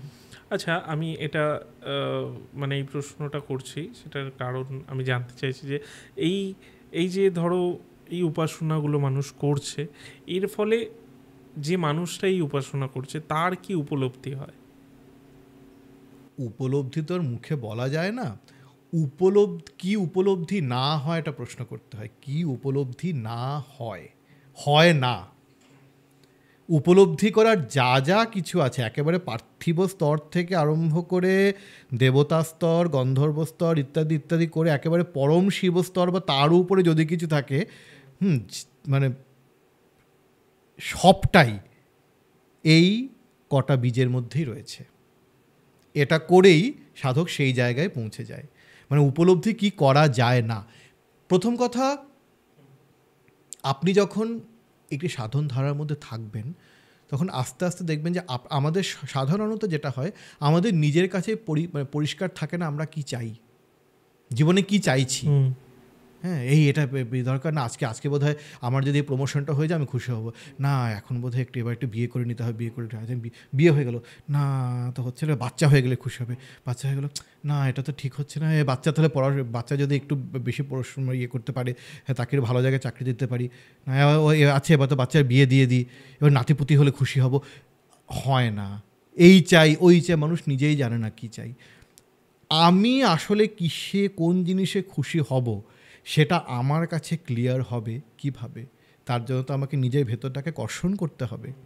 ওই কর্ষণ করার কাজটাই হচ্ছে গিয়ে মন্ত্রজপ। মন্ত্রজপ যখন করা হয় সাধক কিন্তু তার নিজের ভেতরটাকেই কর্ষণ করে। ওই ভেতরটাকে কর্ষণ করতে করতে যখন ওই যে বললাম ঐশ্বর্য শ্রী, ওই শ্রীটা বাইরে কোথাও নেই, শ্রীটা আপনার ভেতরেই রয়েছে, আমাদের ভেতরেই রয়েছে শ্রী, সমস্ত শরীরের মধ্যে ছড়িয়ে রয়েছে নানানভাবে। ওগুলোকে আস্তে আস্তে আস্তে জড়ো করতে হবে। ওই শ্রীটা যখন পদ্মের মতো খুলতে থাকে, এই যে ধ্যায়ে পদ্মনিভাম, দেবীর ধ্যানে বলছে পদ্মনিভাম, কেন? অনেক বালাকাশ, সে মণ্ডলা ভাসাম, তারপরে অনেক রং আছে, পদ্মনিভাম একটা ধ্যান আছে। পদ্ম যেইভাবে ধীরে ধীরে বিকশিত হয়, ফুটে ওঠে, তেমনি আপনার ভেতরটাও কিন্তু ফুটতে থাকবে। তখন আপনার কাছে ধীরে ধীরে পরিষ্কার হতে থাকবে ঠিক আপনি কেন আছেন, আপনি কি চান, আমার জীবনে কি প্রয়োজন, কোনটা আমার দরকার, কোনটা আমার দরকার নয়, আমি কি চাই, আমার আনন্দটা কোথায়। ওই যে আনন্দ, আমরা তো আনন্দই চাই সবশেষে। টাকা কামাচ্ছি, কেউ সংসার করছে, কেউ এই করছে ওই করছে, প্রেম করছে, এই করছে, আনন্দের জন্যই তো করছে। ওই আনন্দটা কোথায় সেটাই জানতে পারে, তখন আর বাইরে নির্ভর করতে হয় না, নিজের ভেতরেই পাওয়া যায়। আচ্ছা, তখন ষোড়শী তত্ত্ব নিয়ে তুমি বলছিলে, তাহলে এই মা ষোড়শী এবং এদিকে যেটা আমরা ত্রিপুরা সুন্দরী দেখছি, ত্রিপুরা সুন্দরী সরি, এই দুজন কি এক? কারণ তখন তুমি বললে এক। আচ্ছা, দেবী তো ত্রিপুরা সুন্দরী, হ্যাঁ, ষোড়শী তার একটি বিশেষ মন্ত্রক্রম। আচ্ছা, তখন একটি কথা আমি বলতে ভুলে গেছিলাম পঞ্চদশী ষোড়শী প্রসঙ্গে, মানে এই যে তার যে বিভিন্ন মন্ত্রক্রম রয়েছে, বালা রয়েছে, পঞ্চদশী, ষোড়শী এবং তারপরে আরও যা যা কিছু থাকছে, একটি বিশেষ মন্ত্রক্রম দেবী ত্রিপুরা সুন্দরী। এবার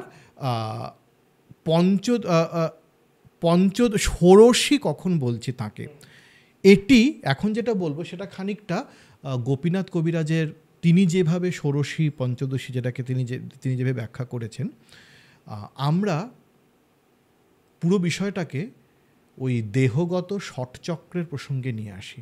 এই যে শরীরের ভেতরে যে 6টা চক্র রয়েছে, কুণ্ডলিনী এক একটা চক্র ভেদ করে করে সহস্রারে উঠছেন, সেই প্রসঙ্গের মধ্যে বিষয়টি আলোচনা করছি। এটি গোপীনাথ কবিরাজকে ভিত্তি করে।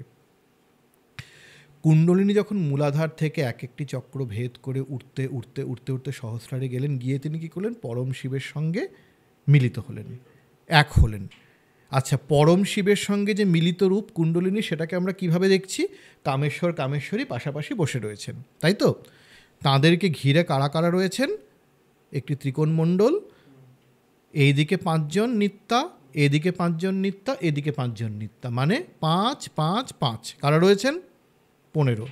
15 জন নিত্যা, এই যে প্রথম সেই ওই কামেশ্বরী, বজ্রেশ্বরী, ওই কামেশ্বরী, ভগমালিনী, নিত্যক্লিন্না, এদের কথা বললাম। এই পঞ্চদশ চিত্রা পর্যন্ত এই পঞ্চদশ নিত্যা এই ত্রিকোণের মধ্যে রয়েছেন। পূর্ণিমা ধরুন এই 15 জন হচ্ছে গিয়ে 15টি তিথি, এভাবে ভাবুন। এই যে প্রতিপদ থেকে পূর্ণিমা পর্যন্ত, আবার কৃষ্ণপক্ষের প্রতিপদ থেকে অমাবস্যা পর্যন্ত 15, এই যে 15 তিথি রয়েছেন। আপনি ধরুন অমাবস্যা, আকাশ কালো অন্ধকার, সেখান থেকে আস্তে আস্তে চাঁদটা বিকশিত হয়ে হয়ে হয়ে হয়ে প্রথমা, দ্বিতীয়া, প্রতিপদ, দ্বিতীয়া, তৃতীয়া করে করে করে করে পূর্ণিমা অবধি গেল। ধরুন একেবারে শূন্য থেকে সৃষ্টি হলো। আবার ষোড়শী মানে পূর্ণিমা যখন হলো, পূর্ণিমা থেকে ক্ষয় হতে হতে হতে হতে হতে আবার অমাবস্যায় মিলিয়ে গেল, মানে সৃষ্টি থেকে লয় হলো। মানে সৃষ্টির থেকে লয়, লয় থেকে সৃষ্টি, একটা চক্র চলছেই। সৃষ্টি মানে প্রতিপদ থেকে পঞ্চদশী, পঞ্চদশী থেকে প্রতিপদ, এবার আবার প্রতিপদ থেকে পূর্ণিমা কৃষ্ণপক্ষে, এবার শুক্লপক্ষে, এবার এই যে সৃষ্টি লয়, লয় সৃষ্টি চক্র চলছে, ক্ষয় বৃদ্ধি হচ্ছে। তার মধ্যে এমন কি কোনো স্থিতি আছে, এই যে পঞ্চদশ নিত্যা যতক্ষণে আপনি রয়েছেন ত্রিকোণটার মধ্যে, এই লয় সৃষ্টি লয় সৃষ্টি লয় সৃষ্টি চলছে। এবার এমন কি কোনো স্থিতি আছে দেবীর, যেটা এই লয় সৃষ্টির যে ক্রমটা, এই ক্ষরণ আর তার বৃদ্ধি, তার বাইরে, যেখানে ক্ষরণও নেই, বৃদ্ধি নেই, কেন নেই? চাঁদে আমরা ভৌতিক যে চন্দ্র, তার সেরকম স্থিতি দেখছি না। পূর্ণিমা পর সেটা ক্ষয় হতেই থাকে, আবার অমাবস্যার পর তার বৃদ্ধি হতেই থাকে। কিন্তু আমাদের দেহের ভেতরে যে ব্রহ্মাণ্ড আছে, যৌগিক ব্রহ্মাণ্ড যেটা, সেখানে কিন্তু এমন একটা কলা আছে যেখানে লয় নেই, পক্ষাপক্ষ নেই, যেখানে লয় নেই, সৃষ্টি নেই, বৃদ্ধি নেই, ক্ষয় নেই, সেটা সর্বদা পূর্ণ। সেখানে যা পূর্ণিমা সেটাই অমাবস্যা, একাধারে পূর্ণিমা অমাবস্যা এক হয়ে রয়েছে। ভাবতে পারি আমরা আমাদের পার্থিব দৃষ্টিতে এমন চাঁদ যেটা একাধারে পূর্ণিমা অমাবস্যা, মানে অমাবস্যাটা যা সেটাই পূর্ণিমা, ক্ষয় নেই, বৃদ্ধিও নেই, এক হয়ে গেছে, দুটো মেরু এক জায়গায় মিশে গেছে। ভাবতে পারি কি আমরা পার্থিবভাবে ভৌতিক চাঁদের ক্ষেত্রে? ভাবতে পারি না। কিন্তু দেহের ভেতরে যে চাঁদটা রয়েছে, তার সেখানে কিন্তু এরকম একটা স্থিতি রয়েছে, যেখানে গিয়ে পূর্ণিমা অমাবস্যা পুরো এক হয়ে গেছে। তিনি হচ্ছেন গিয়ে ষোড়শী। আচ্ছা, শ্লোকটা মানে এই যে সমস্ত নিত্যাক্রম, যেটা 15 নিত্যা, তাদের মধ্যে যিনি বসে রয়েছেন, তিনি কিন্তু এই 15 জনের যেই ক্রমটা তাকে ছাড়িয়ে রয়েছেন, তাকে অতিক্রম করে রয়েছেন, এবং তিনি সচ্চিদানন্দ রূপিণী, তিনি মহা ত্রিপুর সুন্দরী। এই হচ্ছেন গিয়ে ষোড়শী। যেহেতু তিনি ষোড়শতম কলা, যেটা কলা মানে তো অংশ, যে কোনো কিছুর কলা বলতে আমরা কি মিন করি? অংশ। কিন্তু এখানে অংশ মানে ষোড়শতম কলা যখন হয়ে যাচ্ছে, ওটা তখন আর অংশ থাকছে না, ওটা পূর্ণ হয়ে যাচ্ছে, সবটাকে মিলে হয়ে যাচ্ছে, শূন্য পূর্ণ সব এক হয়ে যাচ্ছে ওখানটাতে। ওটাই হচ্ছে গিয়ে ষোড়শী, তিনি মহা ত্রিপুর সুন্দরী। আবার কালীর ক্ষেত্রে আবার অন্য একটা গপ্প চলে আসে, যাই হোক সেখানে যাচ্ছি না। তো এই যে মহা ত্রিপুর সুন্দরী, ইনি হচ্ছে এই অর্থে তিনি ষোড়শী। এবং খেয়াল করবেন, তিনি কিন্তু মানে আমরা বঙ্গদেশে যে মূর্তিটি পুজো করি দেবীর, দক্ষিণ থেকে কিছুটা ভিন্ন। দক্ষিণে যে মূর্তিটি পুজো হয়, সেটাকে আমরা কিসের উপর দেখি? পঞ্চপ্রেতাসনের উপর দেখছি। ব্রহ্মা, বিষ্ণু, রুদ্র, ঈশ্বর, সদাশিব, এই 5 জনের উপর তিনি বসে রয়েছেন। সদাশিব উপর ডাইরেক্ট বসে রয়েছেন। বাংলার মূর্তিতে দুটো পরিবর্তন খেয়াল করবেন। একটা হচ্ছে 5 জন থাকে না, 6 জন থাকে। নিচে 5 জন, উপরে 1 জন, ষটচক্রের দেবতা এরা। মূলাধারে ব্রহ্মা, স্বাধিষ্ঠানে বিষ্ণু, ওখানে পঞ্চকৃত্য ধরে করা হচ্ছে, সৃষ্টি, স্থিতি, সংহার, তিরোধান, অনুগ্রহ, পঞ্চকৃত্য ধরে 5 জন দেবতা ধরা হচ্ছে। এখানে কিন্তু ষটচক্রের ভিত্তিতে ব্রহ্মা যিনি দেখছেন মূর্তির মধ্যে, ইনি কিন্তু একটা চতুর্দল পদ্মে রয়েছেন, মূলাধার চক্রে রয়েছেন। তেমনি প্রত্যেকটা দেবতা যিনি যেই চক্রে বিরাজ করেন, বিষ্ণু স্বাধিষ্ঠানে, রুদ্র মণিপুরে, ঈশ্বর অনাহতে, সদাশিব বিশুদ্ধিতে, এবং এইখানে যিনি আসন ফলকে যিনি রয়েছেন, তিনি হচ্ছেন স্বয়ম্ভূ শিব, আজ্ঞাচক্রে স্বয়ম্ভূ শিব। 6 জন দেবতা এবং ষট সাম্ভবাসন। এটি মহাকাল সংহিতাতেই বলছে যে শ্রীচক্রে যখন পূজিত হন তখন তিনি পঞ্চদশ মানে সেই পঞ্চপ্রেতাসনে বসেন, আবার যখন ষট সম্ভাবাসনে পূজিত হন তখন সেই স্বরামনায় ক্রমে তখন তিনি ষট সম্ভব আসনে বসেন। আবার গুহ্যকালী যখন চলে যান তখন সপ্তপ্রেতাসনে, ওটা অন্য গপ্প, তখন কালীর রাজ্যে চলে যাচ্ছে। যাই হোক, এবার এই যে তিনি বসেছেন তিনি কিন্তু ডাইরেক্ট স্বয়ম্ভুর উপর বসছেন। এখন স্বয়ম্ভু তো এইখানে, দেবী তো রয়েছেন এইখানে, তাহলে গ্যাপটা কি দিয়ে পূরিত হচ্ছে? এই যে এখানে যে একটা ব্যবধান রয়েছে এটাকে আমি কিভাবে পূরিত করছি দেখবেন। স্বয়ম্ভু শিবের নাভি থেকে একটি পদ্ম ওঠে এবং ওই পদ্মের উপর মণিপীঠে দেবী বসে থাকেন। কখনো তার ভৈরব কামেশ্বরকে পাশে দেখা যায়, আবার কখনো তিনি একাই শিবশক্তি ঐক্য হয়ে থাকেন। মানে এইখান থেকে পদ্মটা উঠে এইখানে সহস্রার পদ্ম খুলছে, তার উপর দেবী বসে রয়েছেন, সেইখানে তিনি ষোড়শী হচ্ছেন। কিন্তু এইখানে গিয়ে তিনি পরিপূর্ণ এই যে স্ত্রীর কথা বলছিলাম, ঐশ্বর্যের কথা বলছিলাম, সেটা কোথায় পাওয়া যাচ্ছে? এই সহস্রার, এই যে অমৃত লোক, এইখানেই তো অমৃত রয়েছে। এই সহস্রারের মধ্যবিন্দুতে গিয়ে কিন্তু তিনি পরম শিবে মিলিত হয়ে পরম অমৃতের ক্ষরণ করছেন। এই কারণে তিনি চিদানন্দ লাহারি, চিদানন্দময়ী, এবং শুধু চিদানন্দময়ী হয়ে বসে নেই, তিনি চিদানন্দের খেলা করছেন, চিৎবিলাস করছে। সেই চিৎবিলাস কি? এই গোটা সৃষ্টিটা। এবার বলতে পারি, আচ্ছা আমরা তো দেখি চারদিকে এত দুঃখ, এত কষ্ট, চিৎবিলাস কি করে হলো? এটা আমরা আসলে এটাকে চিনতে পারছি না বলেই এমন হচ্ছে। এই যে সাধনার উদ্দেশ্য, এই যে আপনি বললেন সাধনার উদ্দেশ্যটা কি, এই যে আমরা এই যে দুঃখ কষ্টের মধ্যে রয়েছি, মনে হচ্ছে কি দুঃখ, যখন এর ভেতরে যাব আস্তে আস্তে শক্তিটা খুলতে থাকবে, যখন আপনি ওই যে কসমিক রিদম তার সঙ্গে একটা টিউনিং একটা হয়ে যাবে, তখন দেখবেন দুঃখ কষ্ট বলে কিছু নেই, সব কিছু হচ্ছে একটা বৃহত্তর ডিজাইন, একটা প্ল্যান ধরে হচ্ছে, একটা পরিকল্পনা মাফিক হচ্ছে। এবং সেই পরিকল্পনার শেষ পরিণতি কি? এই চিদানন্দ লাভ, এই চিদানন্দের দিকেই কিন্তু আপনাকে নিয়ে যাচ্ছে এটা। এবং কারণ এই যে সৃষ্টিটা, এটা হয়েছে কেন, কিসের জন্য হয়েছে? আনন্দের জন্য। আমরা সচরাচর যখন কোনো কাজ করি, আমি খাবার খাই যখন খিদে পায়, আমি চাকরি করি যখন টাকার প্রয়োজন পড়ে, কিছু একটা অভাবের তাড়নায় করি। তিনি কিন্তু কোনো অভাবের তাড়নায় কিছু করেন না, তিনি পূর্ণ। ওই যে মধ্যে যে ষোড়শী বিন্দু, এটা তো পূর্ণ, এখানে কোনো অভাব নেই, এখানে শূন্য, তিনি শূন্য এবং পূর্ণ। এবং এই পূর্ণ তিনি যখন কিছু করেন কোনো অভাবের তাড়নায় করেন না, তিনি করেন আনন্দের তাড়নায়। ওই যে সেই বললাম যে খুব যখন আমাদের আনন্দ হয় আমরা হাত পা ছুঁড়ে নাচি, তিনি নাচছেন এবং এই যে হাত পাগুলো ছুটছেন সেটাই হচ্ছে কি গোটা সৃষ্টি, সব এক এক করে ছড়িয়ে বেরিয়ে আসছে। সত্যম জ্ঞানম অনন্তম ব্রহ্ম, আনন্দ, আনন্দময়ী যিনি শক্তি একেবারে রয়েছেন ষোড়শকলা রূপে, তিনি হচ্ছেন গিয়ে ষোড়শী। তিনি যেই সৃষ্টিটা করেন সেখানে পৌঁছে, ওই ষোড়শী কলায় পৌঁছে যখন, যদিও এখানে সপ্তদশীর গল্প চলে আসে, সেখানে যাচ্ছি না আমি, একটা ষোড়শী থেকে সপ্তদশী গল্প একটা থাকে, যাচ্ছি না, যাই হোক ছোটো করেই বলছি।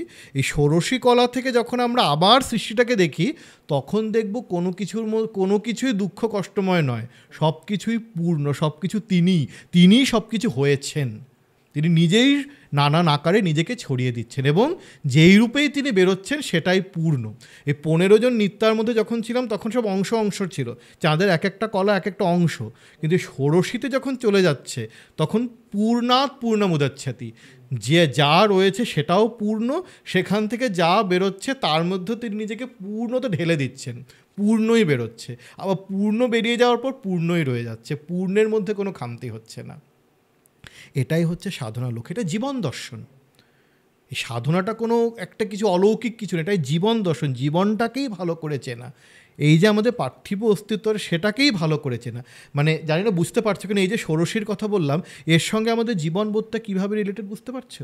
এই যে আমরা সব কিছু টুকরো করে দেখি, খণ্ড করে দেখি, সবটা মিলে একটা টোটাল হোলিস্টিক একটা কসমিক এক্সপিরিয়েন্স, সমস্ত বিশ্ব চেতনাকে এক করে এক চিদানন্দময় স্বরূপে, চিদানন্দ লহরীময় স্বরূপে, শুধু চিদানন্দ বললে ভুল হবে, চিদানন্দের তার মধ্যে ক্রমাগত একটা রসের লীলা চলছে। আমায় নিয়ে মেলেছ এই মেলা, তারপর আমার হিয়ায় চলছে রসের খেলা, সেটি এইখান থেকে বলা, এই যে রসের খেলা চলছে, এটি হচ্ছে কি সাধনার লক্ষ্য। সব কিছু তখন রসময়, রসব্রহ্ম। এটা সবাই কিন্তু বলে, মানে যারা আসে আমাদের এপিসোডে, মানে সাধারণ মানুষ বুঝতে পারবে না এই অভিজ্ঞতা। যদি ধরো মানে যারা সাধন পথে আছে বা যারা এই পথে এগোচ্ছে, অনেকেই হয়তো, সবাই তো আর পুণ্য লাভ করে না, যারা এগোচ্ছে তারাই হয়তো বুঝতে পারবে, তারা একটু একটু করে বুঝতে পারে বিষয়, তারা একটু একটু করে বুঝতে পারে। কিন্তু সাধারণ মানুষ ভাবে এটা কি উল্টোপাল্টা বকছে বা কি হচ্ছে, আমাদের লাইফে স্ট্রেস, এই ওই হ্যান ত্যান, আমরা তো জীবনে বুঝতে পারি না। এটা সাধারণ মানুষ দেখবে কমেন্টেও অনেকে আসে। কিন্তু যারা সাধক আছে তারা আমাদের অফ ক্যামেরাও বলে, আর অন ক্যামেরা তো বলেই, আছে তুমি যেটা বললে, যে যারা মানে বাইরে থেকে দেখছে তাদের ওরকমই লাগবে। যেদিন এই পথে বা এই মাইন্ডসেটে তারা অ্যাক্টিভ হবে, সেদিন বুঝতে পারবে যে পৃথিবীতে আসলে স্পিরিচুয়ালিটি বা এই ভগবানকে নিয়ে থাকা কি। আসলে যারা বলছে যে এসব কি, এসবে তো জীবনের সঙ্গে যোগ নেই, তারাও কিন্তু পরোক্ষভাবে এই রাস্তাতেই রয়েছে, চলছে সেই দিকটাতেই। প্রতিটি অনুপরমাণুর যে গতি, সেটিও কিন্তু এক জায়গাতে আসার জন্য, একটা যখন প্রোটন নিউট্রনের খেলা চলছে, তার উদ্দেশ্য কিন্তু এই জায়গাতে আসা। একটা পিঁপড়ে যখন খাবার খুঁজছে, তারও সেও আনন্দই খুঁজছে, তার উদ্দেশ্য এই জায়গাতে আসা। এবং একটা সমস্ত যে আমাদের বিশ্বের ইতিহাসটাকে একেবারে যখন সেই জীবাণু থেকে জীব তৈরি হয়েছিল, সেখান থেকে আরম্ভ করে সবটাকে যদি তুমি ধরো এক জায়গায়, এই যে একটা বিবর্তন দেখতে পাচ্ছ না, একটা কীট থেকে আস্তে আস্তে পশুতে বিবর্তন ঘটলো, পশু পাখি, সেখান থেকে মানুষে ঘটলো, মানুষের থেকে তাদের মধ্যেও কেউ কেউ আলাদা হতে থাকলো। এই বিবর্তনটা কিসের ঘটছে? চেতনার। এই বিবর্তনটার জন্যই সৃষ্টি রচনা। তিনি নিজেকে ছড়িয়েছেন কেন? আবার সেটাকে গোটাবেন, আবার ছড়াবেন, আবার গোটাবেন। এই প্রক্রিয়াটার মধ্যে যারা বলছে যে এর মধ্যে কিছু নেই, এগুলো তো কী হতে পারে, তারাও কিন্তু এই প্রক্রিয়াটার মধ্যেই রয়েছে, কিন্তু বুঝতে পারছে হয়তো অনেক জন্ম পরে আস্তে আস্তে আস্তে আস্তে একটু আভাস পাবে না, না তবু যে মনে প্রশ্ন জাগছে, এটাও কিন্তু বড় ব্যাপার। প্রশ্ন জাগবে, ঝগড়া হবে, তবেই তুমি সমাধানটা পাবো। যাদের মনে প্রশ্নই জাগে না, হ্যাঁ উত্তরটা খুঁজবে। হাজারটা ভুল করতে করতে তো একটা ঠিক করব। প্রশ্নটাই যদি না জাগে, এই যে সাধারণত আমরা কি করি, কিছু একটা খারাপ ঘটলো, কেন ঘটলো আমার সঙ্গে এমন, ভালো হোক প্রশ্নটা, এই কেন ঘটলো, অনেকে না না এসব কেন, সব কিছু মেনে নাও, না প্রশ্ন যখন জাগছে প্রশ্নটা জাগতে দাও। কৃষ্ণ অর্জুনকেই কিন্তু বলেছিলেন গীতার উপর থেকে, অর্জুন প্রশ্ন করতে জানতো। প্রশ্নটা মনে জাগবে, আমার সঙ্গে কেন এমন ঘটলো, অন্যায় ঘটলো, হয়তো অন্যায় সেই সময়টাতে, ওটাকে আমি কি করে অ্যাড্রেস করবো, ওই অ্যাড্রেস করতে করতে করতে করতে আমি ঠিক জেনে যাবো আমার সঙ্গে কেন এটা ঘটলো। তখন ধীরে ধীরে ধীরে ধীরে আমি ঠিক আস্তে আস্তে রাস্তায় চলে আসবো। তারপরে ধীরে ধীরে দেখবো যে ওই আমাকে আলাদা করে কিছু করতে হচ্ছে না, একটা বিশ্বময় একটা চেতনা শক্তি নিজের প্রবাহে চলছে এবং আমাকেও তার মধ্যে চালিয়ে নিয়ে যাচ্ছে। সেটাই তো হচ্ছে। এই যে বিবর্তনটি, এভলিউশন যাকে আমরা বলি, এটা কিসের এভলিউশন? চেতনার। এই চিৎ শক্তি চেতনেতিয়া বিধীয়তে চিতিরূপের আকৃষ্টম এতদ ব্যাপ্য স্থিতা জায়গাতে, চিৎ শক্তি নিজেকে সংকুচিত করে আস্তে আস্তে আস্তে আস্তে নিজেকে প্রকাশিত করছেন, ওটাই বিবর্তন। সমস্তটাই এর মধ্যে আসছে। প্রশ্ন জাগাটাও একটা বিবর্তন। এই যে এসব কি হবে, কেন হবে, এই প্রশ্নগুলো জাগাটাও এই প্রক্রিয়ার একটা বিশেষ পর্ব। আচ্ছা, এবার শ্রীবিদ্যার একটা খুব ইম্পর্টেন্ট অ্যান্ড হাইলাইট পয়েন্ট যেটা সবসময় হয়, সেটা হচ্ছে শ্রীযন্ত্র। শ্রীযন্ত্র আসলে কি? আচ্ছা, শ্রীচক্র সম্বন্ধে শ্রীবিদ্যার মূল তত্ত্বই হচ্ছে গিয়ে শ্রীচক্র। এই যে গোটা প্রক্রিয়াটির কথা বললাম না, যে এক শক্তি তার মধ্যে নিজেকে ছড়িয়ে দেওয়ার ইচ্ছে জাগে, তিনি আস্তে আস্তে নিজেকে শিব শক্তিরূপে বিভাজিত করেন, তাদের মধ্যে আরও সেখান থেকে আরও ভেঙে ভেঙে ভেঙে ভেঙে এই সম্পূর্ণ একেবারে বিশ্বের মধ্যে যা যা রয়েছে, পরম শিব তত্ত্ব থেকে আরম্ভ করে একেবারে আমাদের নিম্নতম যে পৃথিবী তত্ত্ব, সবটি তৈরি হচ্ছে। এই গোটা প্রক্রিয়ার মধ্যে যে শক্তির যেই বিন্যাস হচ্ছে বা এনার্জি প্যাটার্ন রয়েছে, তার মধ্যে একটা শক্তির মানে শক্তি প্রবাহের কাঠামো রয়েছে না। শক্তি যখন প্রবাহিত, একটা সার্কিট থাকে, তো কারেন্ট যখন পাস করে, সার্কিট ছাড়া কি কারেন্ট পাস করতে পারে? একটা সার্কিটের মধ্যে দিয়ে তো শক্তিটা পাস করছে। ওই সার্কিটটি হচ্ছে গিয়ে শ্রীচক্র।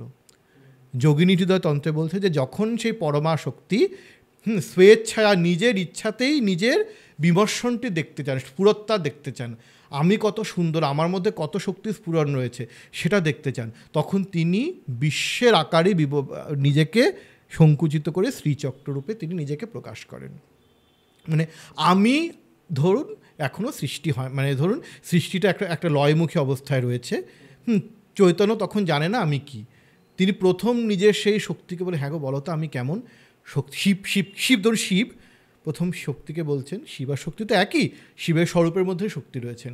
শিব নিজেকে জানতে চাইছেন, কি করে জানবো, তো কোনো উপায় নেই। আচ্ছা দেবী বলো তো আমি কেমন, দেখতে চাও, এই দেখো বলে দেবী তার সামনে একটা আয়না দিয়ে দিলেন। শিব সে আয়না থেকে, আরে বাবা আমি এত সুন্দর, এই যে প্রথম তার মধ্যে বোধ জাগলো, আমি বলতে, আচ্ছা আমি এত সুন্দর, আমার মধ্যে এই আছে, আমার মধ্যে এই আছে, আমি আকাশ হতে পারি, আমি জল হতে পারি, আমি সৃষ্টি হতে পারি, আমি যা ইচ্ছে হতে পারি, আমি স্বতন্ত্র, আমি ওই শুধু নিজুম ওই সেই নিষ্ক্রিয় হয়ে বসে থাকবো না, আমি সব হব না, আমি শিব হব, বা আমি শুধু শিব হব না, আমি পরম শিব হব। এই যে ভাবনাটি যখন তার মধ্যে জাগে, তখন যে পর্বে পর্বে শক্তির উন্মেষ হয়, সেটাই শ্রীচক্র। এবং শ্রীচক্রের পূজা যখন করা হবে, ধরুন বিন্দু থেকে শ্রীচক্রের কেন্দ্রে যে বিন্দু রয়েছে আর বাইরে যে ভূপুরটা রয়েছে, বিন্দু থেকে বাইরে ভূপুর পর্যন্ত সৃষ্টিক্রম, মানে একেবারে মূল শিবশক্তির যে মূল ঐক্য, সেখান থেকে সৃষ্টি তৈরি হলো। আবার এখান থেকে যখন ভেতরে চলে যাবে, ওটা হচ্ছে লয়ক্রম। তো এই যে শ্রীচক্রের উপাসনার মধ্যে দিয়ে আমরা সম্পূর্ণ সৃষ্টি প্রক্রিয়ায়, সম্পূর্ণ সৃষ্টি প্রক্রিয়াটিকে ম্যাপ করার চেষ্টা করি, তার একটি মানচিত্রের আকারে তাকে দেখার চেষ্টা করি, মানে চেষ্টা করা, এবং তাকে নিজের দেহের ভেতরে, শ্রীচক্র তো দেহের, এই দেহটাই শ্রীচক্র, এই দেহের মধ্যে যা যা রয়েছে ভাণ্ড ব্রহ্মাণ্ডে, তার পর্বে পর্বে পর্বে পর্বেই শ্রীচক্রের সমস্ত আবরণ অবস্থিত। ওই দেহের মধ্যে কুণ্ডলিনী যত উপরে উঠতে থাকেন, তত এই শ্রীচক্রের এক একটা স্তর ভেদ করে করে আমরা ওই যে মধ্যবিন্দু সহস্রার সেখানটাতে পৌঁছই। তাহলে শ্রীযন্ত্রকে যন্ত্ররাজ বলা? আচ্ছা, যন্ত্ররাজ মানে সব যন্ত্রের শ্রেষ্ঠ। আচ্ছা, এখানে যদিও একটি সেক্টারিয়ান ব্যাপার চলে আসে, কারণ শ্রীচক্রকে যন্ত্ররাজ বলাটা তো মূলত শ্রীবিদ্যাতেই হয়। অন্য যন্ত্র রয়েছে, যেমন অন্য মহাবিদ্যালয়ের যন্ত্র রয়েছে, কালীর যে যন্ত্র রয়েছেন।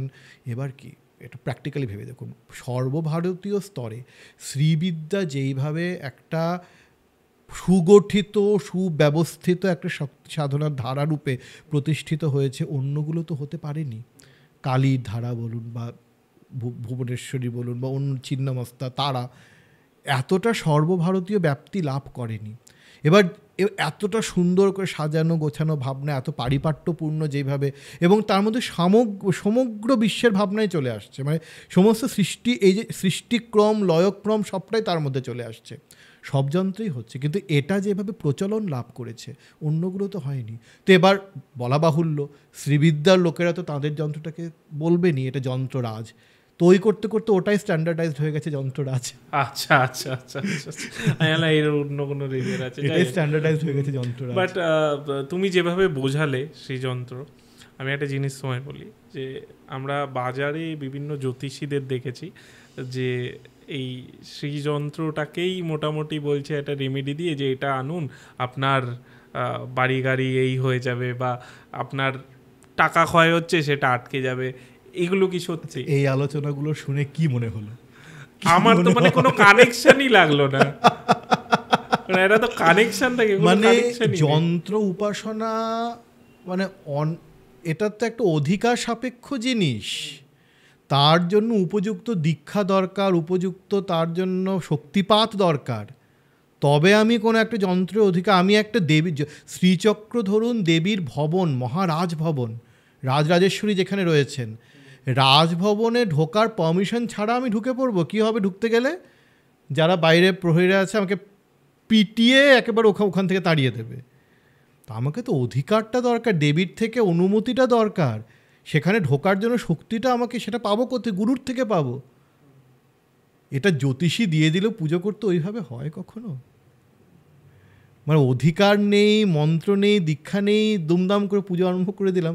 আর লক্ষ্মী যন্ত্র হিসেবে যেটাকে বিক্রি করছে, আচ্ছা শ্রী যেহেতু শ্রী রয়েছে, হ্যাঁ, শ্রীবিদ্যার সঙ্গে লক্ষ্মী সাধনারও একটা ধারা, এটা আমরা ঋগ্বেদের যে পুরুষ সূক্তেও দেখছি, ঋ এবং শ্রী তারা এই দুজনই পরম, মানে সেই আদি পুরুষের দুই শক্তি, যদিও পুরুষকে প্রধান রেখে সেখানে শক্তিদেরকে খানিকটা তার থেকে নিঃসৃত হিসেবে দেখানো হয়েছে। যাই হোক, মূল বক্তব্য হচ্ছে আদি পুরুষেরই দুই শক্তি, শ্রী এবং ঋ। এখানে কিছু বীজের ব্যাপার রয়েছে, সেগুলোতে আমি বিস্তারে যাচ্ছি না, তবে সেটাকে খুব স্থূলভাবে বুঝতে গেলে শ্রী হচ্ছেন গিয়ে লক্ষ্মী আর রি হচ্ছেন গিয়ে ত্রিপুরা সুন্দরী, ভুবনেশ্বরী ত্রিপুরা সুন্দরী ধরা হয়, এবং এই ক্ষেত্রে ত্রিপুরা সুন্দরীকে ধরা হয়। এবার একটাই তো শক্তি, দুই রূপে রয়েছে, এবং এখানেও তো শ্রী থাকছে। এবং আমি যে ষোড়শী মহাষোড়শীর কথা বলছিলাম, তার একটা জায়গাতে শ্রীর বিরাট বড় ভূমিকা রয়েছে। এবং তিনি, আমি যদি ওই আমাদের পৌরাণিক ধ্যান ধারণা, বিষ্ণুর পত্নী লক্ষ্মী, শিবের পত্নী দেবী পার্বতী, কী করে দুটো এক হয়ে গেল, এইসব পালখিল্য জিনিস বাইরে বের করে দিই, সেই তো এক পরম ঐশ্বর্যের জায়গায় যাচ্ছি আমরা। লক্ষ্মী তো সেই ঐশ্বর্যময়ী, পাঞ্চরাত্র শাস্ত্রে আমরা দেখব। ত্রিপুরা সুন্দরীও সেই চিদানন্দ ঐশ্বর্য, যেটা পার্থিব ঐশ্বর্য তার একটি এক্সটেনশন, তো সেই তো একই জায়গায় মিলে যাচ্ছে। এবং পরাশরসী যিনি, তিনি কিন্তু, তার মূর্তিটা কিন্তু লক্ষ্মীর মূর্তি। লক্ষ্মীর সঙ্গে শ্রীবিদ্যার একটি বিশেষ যোগ রয়েছে, এবং আমরা শ্রীসূক্ত পাঠ দ্বারাও শ্রীসূক্ত পাঠ একটি বিশেষ গুরুত্বপূর্ণ ভূমিকা রাখে শ্রীবিদ্যা সাধনায়। এবং আমরা ত্রিপুরা রহস্যে একটি আখ্যান রয়েছে যে ত্রিপুরা সুন্দরী নিজে লক্ষ্মীকে বর দিয়েছিলেন যে তুমি আর আমি এক হয়ে যাব, তোমার উপাসনা আমার উপাসনা এক। আচ্ছা, এই প্রশ্নটা তুমি করেছো নাকি আমি নিজে থেকে বলতে পারবো? না বলো। আচ্ছা, যাই হোক, যেহেতু তুমি ওই জ্যোতিষীরা লক্ষ্মী যন্ত্র হিসেবে বিক্রি করে বললে, তাই আমি ওই লক্ষ্মীর প্রসঙ্গে চলে গেলাম এখানে আলোচনা। ভালো লাগছে, বলো। তো শেষে গিয়ে যদিও লক্ষ্মী এক, তবে হ্যাঁ, ওই লক্ষ্মী বলতে যদি আমি শুধু ওয়ালেট গডেস ওই ওয়ালেট গডেস বুঝি, যে সেই ব্যাংক ব্যালেন্স বাড়বে, টাকা বাড়বে, ওটা অত্যন্ত স্থূল ভাবনা, অত্যন্ত স্থূল ভাবনা ওটা। না, আমি ওটাই ভাবছি যে মানুষকে কিছু কিছু মানুষ কিভাবে বোকা বানিয়ে, এইগুলো আর কিছুই না, পয়সা লোটার ধান্দা। আর এবার এই যে বুঝতে পারছো এটা কত গুহ্য সাধনা, এটা কত তার জায়গাটা কোথায়, কতটা গভীর। আর শুধু এগুলো না, জ্যোতিষীরা করছে সেটাও নয়, কিন্তু এটা টিভি অ্যাডেও দেখছি, এটা লাগিয়ে নিন, এটা এই হবে, এই লাগিয়ে নিন, এই হবে, দিয়ে অর্ডার করুন, বাড়ি বাড়ি পৌঁছে দিচ্ছে, এরকম হচ্ছে। কি বলবে এগুলোকে? যাই হোক, আমরা নেক্সট অন্যদিকে এগোই। খড়গমালার সূত্র। খড়গ, তাদের আমরা কি করি? তারা প্রোটেকশন। এবার খড়গমালা স্তোত্র যেটা, সেটার মধ্যে দেবীর যে সম্পূর্ণ আবরণ ক্রম, তার অঙ্গ দেবতা, আবরণ দেবতা, আয়ুধ দেবতা, এই যে দেবী আয়ুধগুলো ধরে রয়েছেন, পাশ, অঙ্কুশ, ধনুস্বর, বা আমাদের দক্ষিণকালিকা খড়গমুণ্ড বরাভয়, বা দুর্গা দশপ্রহরণে অস্ত্র, এই অস্ত্রগুলো কিন্তু জড় অস্ত্র, লোহা দিয়ে তৈরি অস্ত্র নয়, এগুলো এক একটা অস্ত্র এক একজন দেবতা, এক একটা মন্ত্রের রূপ। তো দেবীর এক একটা অঙ্গ প্রত্যঙ্গ এক একজন দেবতা, তার চোখ একজন দেবতা, নেত্র দেবী, তারপরে তার কান দেবতা, তার জিহ্বা দেবতা, প্রতিটি অঙ্গ এক একজন দেবতা। তো এই যে অঙ্গ দেবতা, আবরণ দেবতা, আয়ুধ দেবতা, পরিবার দেবতা, সমস্ত কিছু মিলে একটা গোটা শ্রীচক্রে যারা রয়েছেন, গোটা শ্রীচক্রে যে দেবতা রয়েছেন, তার আমনায় ক্রমের মধ্যে যে দেবতা রয়েছেন, সকলকে নিয়ে সবাইকে ছুঁয়ে এই যে খড়গমালাটা রচিত হচ্ছে। এবং তার উদ্দেশ্যটা কি? এই প্রোটেকশন দেওয়া। তারা তো এই যোগিনীরা, দেবীর যে যোগিনীরা রয়েছেন, তারা আমাকে সম্পূর্ণভাবে রক্ষা করে যাবেন, এর থেকেই খড়গমালার ভাবনা। আচ্ছা, তুমি একটা প্রথমে কথা বলেছিলে যে আদি শঙ্করাচার্য শ্রীবিদ্যাকে আলাদা করে, যেখানে দক্ষিণ ভারতে সেটা আরও পপুলার হয়ে যায়। তাহলে আদি শঙ্করাচার্য কি উনিও কি শ্রীবিদ্যা সাধনা করতো? এইটা একটা খুব মজার প্রশ্ন। যেহেতু শঙ্করাচার্য ব্রহ্মসূত্র ভাষ্য লিখেছেন, জগৎ মিথ্যার কথা বলেছেন, তিনি কি করে শ্রীবিদ্যার উপাসনা করতে পারেন, এই নিয়ে একটা বিরাট প্রশ্ন রয়েছে। এবার আরেকটা অনেকে বলেন যে আচ্ছা, তার সৌন্দর্য লহরী যিনি লিখেছেন, বা শঙ্কর মঠে যে শ্রীচক্র স্থাপন যিনি করেছেন, তিনি কি এই শঙ্করাচার্য না অন্য শঙ্করাচার্য, এইসব প্রশ্নও থাকে। আবার কিংবদন্তি অনুসারে একে একরকমভাবে তার উত্তর দেওয়ার চেষ্টা করা হয়। যে এই গল্পটা জানো নিশ্চয়ই, যে শঙ্করাচার্য একবার কাশীতে শৈবদের পক্ষ থেকে শাক্তদের সঙ্গে তার একটি শাস্ত্রার্থ হয়েছিল, তো তিনি যুক্তিতে শাক্তদেরকে হারিয়ে দিয়েছিলেন। তো হওয়ার পর তার তো খুব একটা গর্ববোধ হয়েছে নিজেকে নিয়ে। তো সেই সময় তিনি যখন মণিকর্ণিকা ঘাটে যাচ্ছিলেন, দেখে একটা মরা পড়ে আছে, আর তার পাশে বসে একটা মেয়ে কাঁদছে এবং মড়াটা এমনভাবে রাখা ঘাটের রাস্তাটাকে পুরো ব্লক করে, এবার ডিঙিয়ে যাওয়া যাবে না। উনি মেয়েটাকে বলছেন, এই যে শোনো, তুমি এটাকে তোমার বর বা বরের মৃতদেহটাকে সরাও, আমি জলে নামবো। তো মেয়েটা একেবারে কেঁদেই চলেছে, ও তো কিছুই শুনছে না। বলছে, এই যে তুমি সরাও একটু। তো বলছে, আমি জানি না আমি করতে, আপনি একে বলুন সরতে। বলছে, মা তুমি খুব শোকে বিহ্বল হয়ে পড়েছো, বুঝতে পারছো না মরা কি নিজে থেকে সরতে পারে, তাকে তো সরাতে হয়। তখন হঠাৎ করে মেয়েটা শঙ্করের দিকে তাকিয়ে বললেন, কেন তুমি যেই নির্গুণ ব্রহ্মের কথা বলো সে না, বলছে কেন? বলছে না, মরার তো সেই শক্তি নেই। তো বলছে, কেন? তুমি না শক্তি মানো না, তুমি না বলো শক্তি মায়া, তাহলে কেন তোমার সেই শক্তি যদি মায়া হয়, তোমার নির্গুণ ব্রহ্ম, তোমার যে নির্গুণ ব্রহ্ম তিনি তা করে কি করে সৃষ্টি করছেন? হ্যাঁ, নির্গুণ ব্রহ্ম থেকে সৃষ্টি হচ্ছে কি করে যদি শক্তি মায়া হন? তখনই শঙ্করাচার্যের বোধ হয়, আরে এ কি, ওই মুহূর্তে বোধোদয় হয় যে না, তার মানে আমি এতদিন যা বলতাম শক্তিকে মায়া বলতাম সেটা ঠিক নয়। তখন তিনি অন্নপূর্ণা মন্দিরে গিয়ে দেবীর কাছে আত্মসমর্পণ করেন। এটি একটি কিংবদন্তি প্রচলিত রয়েছে। আবার আমার অনেক শাঙ্কর মঠের অনুগামী অনেকের সঙ্গে আমার এই বিষয় নিয়ে আলোচনা হওয়াতে আরেকটা যেটা এই বিষয়ে বলা হয় যে ব্রহ্মসূত্র ভাষ্য তিনি যখন রচনা করেছেন, যেখানে ব্রহ্ম সত্য জগৎ মিথ্যা বলেছেন, সেটি মূলত বৌদ্ধদেরকে খণ্ডন করার জন্য, তাদেরকে কাউন্টার করা, যে সিদ্ধান্ত শুধু ওটির থিওরিটিক্যাল, সেখানে তিনি শুধু সিদ্ধান্তটি দিয়েছেন। কিন্তু তার নিজস্ব যে সাধনা, তিনি নিজস্ব জীবনে যে সাধনা করেছেন সেটি কিন্তু শ্রীবিদ্যা, এবং সেখান থেকে সৌন্দর্য লহরী স্তোত্র রচনা করা, যেখানে বলছেন শিবা শক্ত্যাযুক্ত যদি ভবতি শক্তা প্রভাবিতুম না চেদেবম দেবো ন খলু কুশলা স্পন্দিতুমপি। শিব শক্তিযুক্ত হলেই তিনি, তার মধ্যে কিছু করার বা কিছু না করার ক্ষমতাটা জাগে। আমি সৃষ্টিস্থিতিলয় করব নাকি আমি নিষ্ক্রিয় হয়ে থাকবো, কর্তুম অকর্তুম, তার জন্য তো আমার ক্ষমতাটা দরকার। ওই ক্ষমতাটাও শিবের থাকে না যদি না শক্তি না থাকেন। তিনি যে নিষ্ক্রিয় হয়ে থাকবেন বা সক্রিয় হবেন, যাই হবেন না কেন, তার জন্য যে ক্ষমতা দরকার সেটাও কিন্তু শক্তির থেকেই আসছে। সুতরাং শক্তিকে বাদ দিলে শিবের স্পন্দিতুম না ক্ষমা, স্পন্দন করতে অক্ষম। এটি শঙ্করাচার্য নিজে বলেছেন সৌন্দর্য লহরীতে। আচ্ছা, আমি মাঝে মাঝে ভাবি এইগুলো বলাও কতটা রিস্ক, কে কোন সময় কোন পার্ট কেটে বলবে, কন্ট্রোভার্সি করবে, এটা সমস্যা। যাই হোক, আমি কিছু কিছু বিদ্যার নাম বলছি, একটু দেখেই বলছি। কাদিবিদ্যা, হাদিবিদ্যা, সাদিবিদ্যা, এই তিনটে আসলে কি?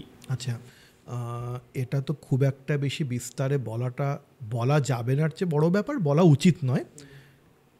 আমি শুধু শব্দগুলোকে ধরে ধরে বলছি। কাদি যেটা ক দিয়ে আরম্ভ হচ্ছে, হাদি যেটা হ দিয়ে আরম্ভ হচ্ছে, আর সাদি যেটা স দিয়ে আরম্ভ হচ্ছে। এই তিনটে বর্ণ, এই বর্ণগুলোর মন্ত্রের সঙ্গে যোগ রয়েছে। তো যেই বর্ণ দিয়ে যেই মন্ত্রক্রম আরম্ভ হয়, যেটা ক দিয়ে আরম্ভ হচ্ছে, একটা ধরুন গোটা একটা মন্ত্রক্রম রয়েছে 15টা বর্ণের, 15টা বর্ণকে পাশাপাশি জুড়ে একটা মন্ত্রক্রম তৈরি হয়েছে। ওই মন্ত্রক্রমটি যখন ক দিয়ে শুরু হচ্ছে ওটাকে বলছে কাদি, যখন হ দিয়ে শুরু হচ্ছে বলছে হাদি, যখন স দিয়ে শুরু হচ্ছে দন্তস্ব, সেটাকে বলা হচ্ছে সাদি। এবার এই মন্ত্রক্রমগুলো ধরে শ্রীবিদ্যার এক একটি ধারা প্রবাহিত পরম্পরা ধারা প্রবাহিত হয়ে আসছে। যেমন কাদি ধারা, যার থেকে আরম্ভ হয়েছে কামদেব। আবার হাদি বিদ্যা যেটা, সেটি হয়েছে লোপামুদ্রা থেকে, লোপামুদ্রা অগস্ত্যের পত্নী লোপামুদ্রা থেকে। এবার হাদি বিদ্যাটি প্রায় লুপ্ত, কাদিটি সর্বাধিক প্রচলিত। আবার যখন মহাবিদ্যাক্রম কালী তারা ত্রিপুরা মহাবিদ্যাক্রমের মধ্যে এই বিদ্যাগুলো আলোচনা করা হয়, তখন আবার এক একজন মহাবিদ্যার সঙ্গে যোগ করা, যেমন কাদিকে বলা হয় কালীর সঙ্গে যুক্ত, হাদিকে বলা হয় ত্রিপুরা সুন্দরীর সঙ্গে যুক্ত, আর সাদিকে বলা হয় তারার সঙ্গে যুক্ত। আবার তারও তার ভেরিয়েশনও রয়েছে। যাই হোক, মূল বক্তব্য হচ্ছে এগুলো শ্রীবিদ্যার যে মন্ত্রক্রমের এক একটি ধারা। আচ্ছা আচ্ছা, মানে এর থেকে বেশি ডিটেলসে বলা যাবে না, আমি বুঝতে পারছি, হ্যাঁ, যেহেতু এর থেকে মন্ত্র বেশি- কানেক্টেড হয়ে যাচ্ছে, এখানে মন্ত্রের ব্যাপার চলে আসছে, সেখানে সমস্যা হয়ে যাবে। এই হোক, আমি শেষ প্রশ্ন করি যে অনেকে আছে শ্রীকুল আর কালীকুলের মধ্যে ঝামেলা লাগানোর বা ঝামেলা করার চেষ্টা কিন্তু করে, হ্যাঁ, আর আজকের টপিক শ্রীবিদ্যা, হ্যাঁ, তো তার জন্য আমি এই প্রশ্নটা করছি, তাদের নিয়ে তুমি কি বলবে? ঝামেলা নিয়ে মানে মন খারাপ করার কোনো কারণ নেই, কারণ এই যে বিভিন্ন ধর্মীয় সংস্কৃতির মধ্যে ঝামেলা বা দ্বন্দ্ব, এটা চিরকালের ইতিহাস, মানে চিরকালই হয়ে আসছে, এটা আজকের ব্যাপার নয়। মানে কেন হচ্ছে, কারণ দেখুন, আমরা তো একটা দ্বৈত চেতনা স্তরে রয়েছি, কিন্তু আমরা যাকে লক্ষ্য করে সাধনা করছি তিনি হচ্ছেন গিয়ে দ্বৈতের উপরে। আমরা একটা খণ্ডিত চেতনার মধ্যে রয়েছি, কিন্তু তিনি অখণ্ড।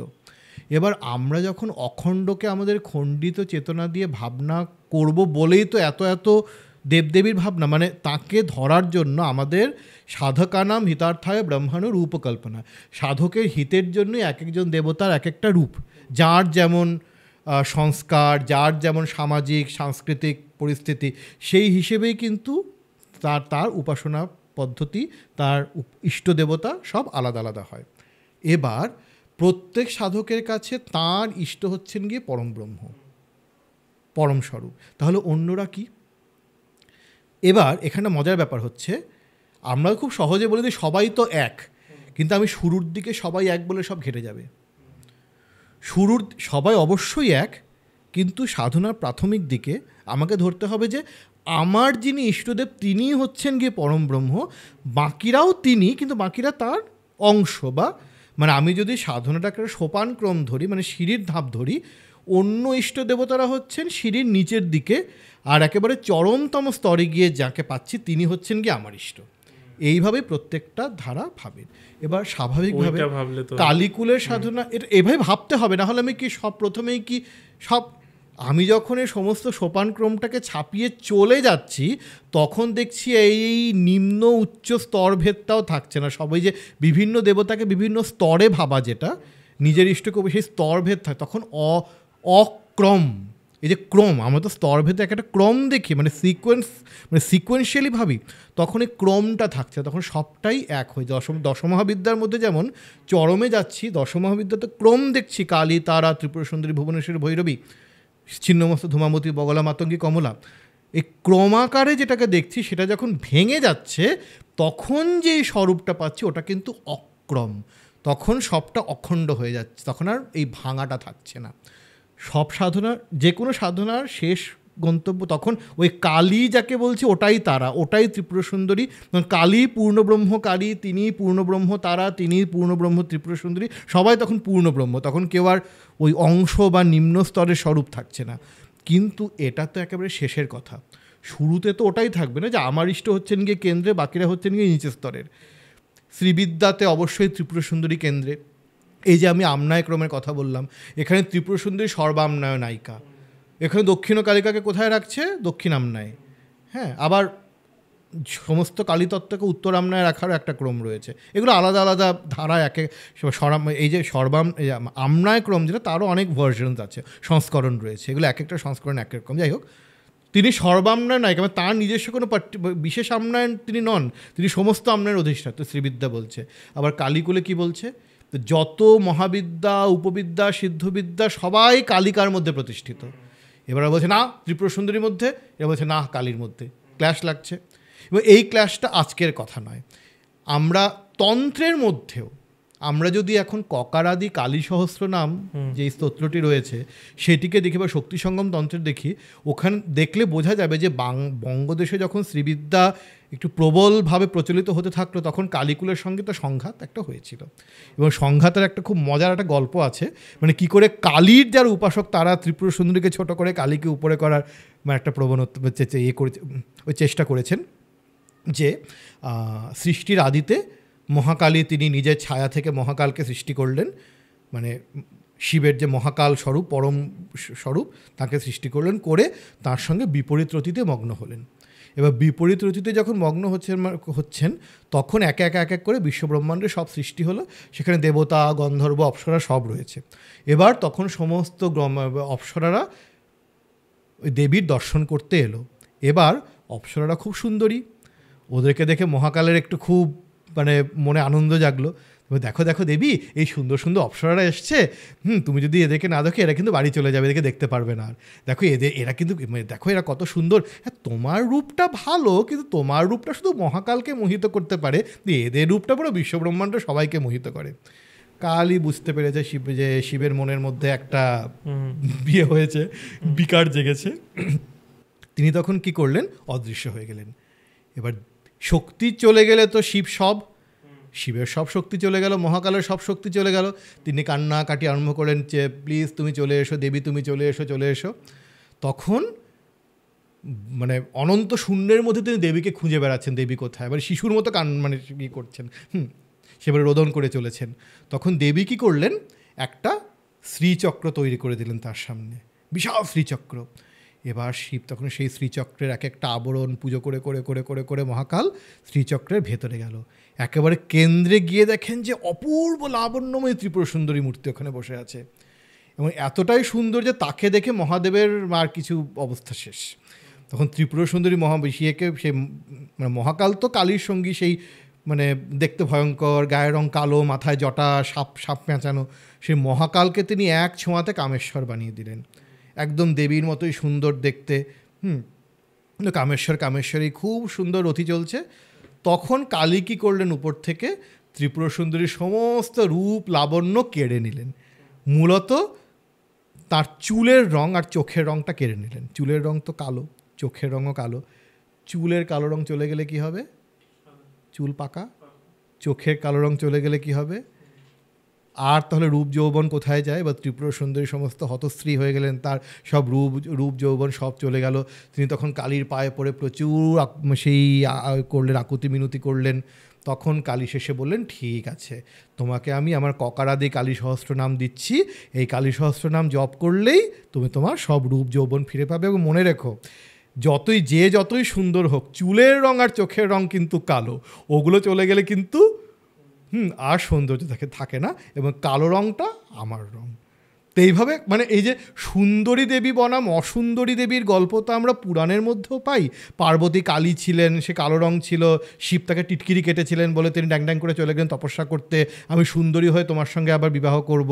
পুরাণের মধ্যে কিন্তু বরাবরই কালো দেবীকে হেয় করার প্রবণতা একটা রয়েছে। মানে যে পার্বতী তখন কী করলেন, তপস্যা করে তার দেহের যে কৃষ্ণ কোষ ওটাকে ত্যাগ করলেন, করে তিনি গৌরী হলেন, সুন্দরী হয়ে তখন তিনি শিবের সঙ্গে, শিব তাকে অ্যাকসেপ্ট করলেন। খুব পুরুষতান্ত্রিক গল্প এবং ভীষণই মিসোজিনিস্ট এবং মানে শেইডিজম রয়েছে, গায়ের রং নিয়ে কাউকে বলি করার ব্যাপারটা রয়েছে। কালীকুলের লোকের এই গল্পটাকে তো এইভাবে মানবেন না, তারা এটাকে এইভাবে তাকে আবার তার পুনর্নির্মাণ ঘটালেন। এই যে এইমাত্র যে গল্পটা বললাম, যে কালো কালীকে দেখে শিব টিটকিরি করলেন বলে কালী একদম পুরো নিজে খেলা দেখিয়ে দিলেন। হ্যাঁ, তিনি তো এখানে তপস্যা করতে চলে যাননি, ওই সেই কালো রং থেকে ফর্সা হয়। এবং পুরাণের কালী হচ্ছে গিয়ে পার্বতীর আনওয়ান্টেড সেলফ, মানে পার্বতী অবাঞ্ছিত তার যে সত্তাটা, কিন্তু এখানে কালী হচ্ছেন গিয়ে মূল সত্তা, এবং ত্রিপুর সুন্দরী বরং খানিকটা অবাঞ্ছিত সত্তা হয়ে যায়। মানে এইভাবে কালীকুল শ্রীকুলকে ছোট করার চেষ্টা করছে, একজনের স্টোরি দিয়ে ছোট করার চেষ্টা, অন্য দেবতাকে ছোট করার চেষ্টা করছে। তো এই যে বললাম যে কালীকুল শ্রীকুলের মধ্যে যে ঝগড়াটা, যে এই চুলোচুলিটা, এটা আজকের গল্প নয়, এটা আমাদের, এবং এই তন্ত্র যিনি লিখেছেন তিনি তো মহাসাধকই ছিলেন, তো তারাও যে সবসময়ের ব্যতিক্রম ছিলেন তা কিন্তু নয়, এটা চিরকাল চলে আসে। কারণ যতক্ষণ আমরা দ্বৈত চেতনার মধ্যে আছি ততক্ষণ কিন্তু মানে এ বড় না এ বড়, দুজন এক, আচ্ছা বেশ এক হলেও একজন হচ্ছে উচ্চ স্বরূপ, একজন নিম্ন স্বরূপ রয়েই যায়। আমাদের দ্বৈত চেতনা এইভাবেই কাজ করে, এটা থাকবেই, কিছু করার নেই। না, খুব সুন্দর শেষের স্টোরিটা তুমি বললে, আর যেভাবে তুমি বোঝালে সেটা সত্যি খুবই ভালো লাগলো আমার প্রথমবার তোমার সাথে পডকাস্ট করে। আমরা আশা করছি আগামী দিনে আরও বিভিন্ন টপিক নিয়ে পডকাস্ট করবো, যেটা তোমার আগের দিন আমার সাথে কথা হচ্ছিল তোমার। থ্যাংক ইউ, তুমি এলে। হ্যাঁ, আশা করছি আগামী দিনে আর একটা পডকাস্ট আমরা করবো, আর দর্শকদেরও কেমন লাগলো কমেন্টে জানান অবশ্যই। থ্যাংক ইউ দাদা।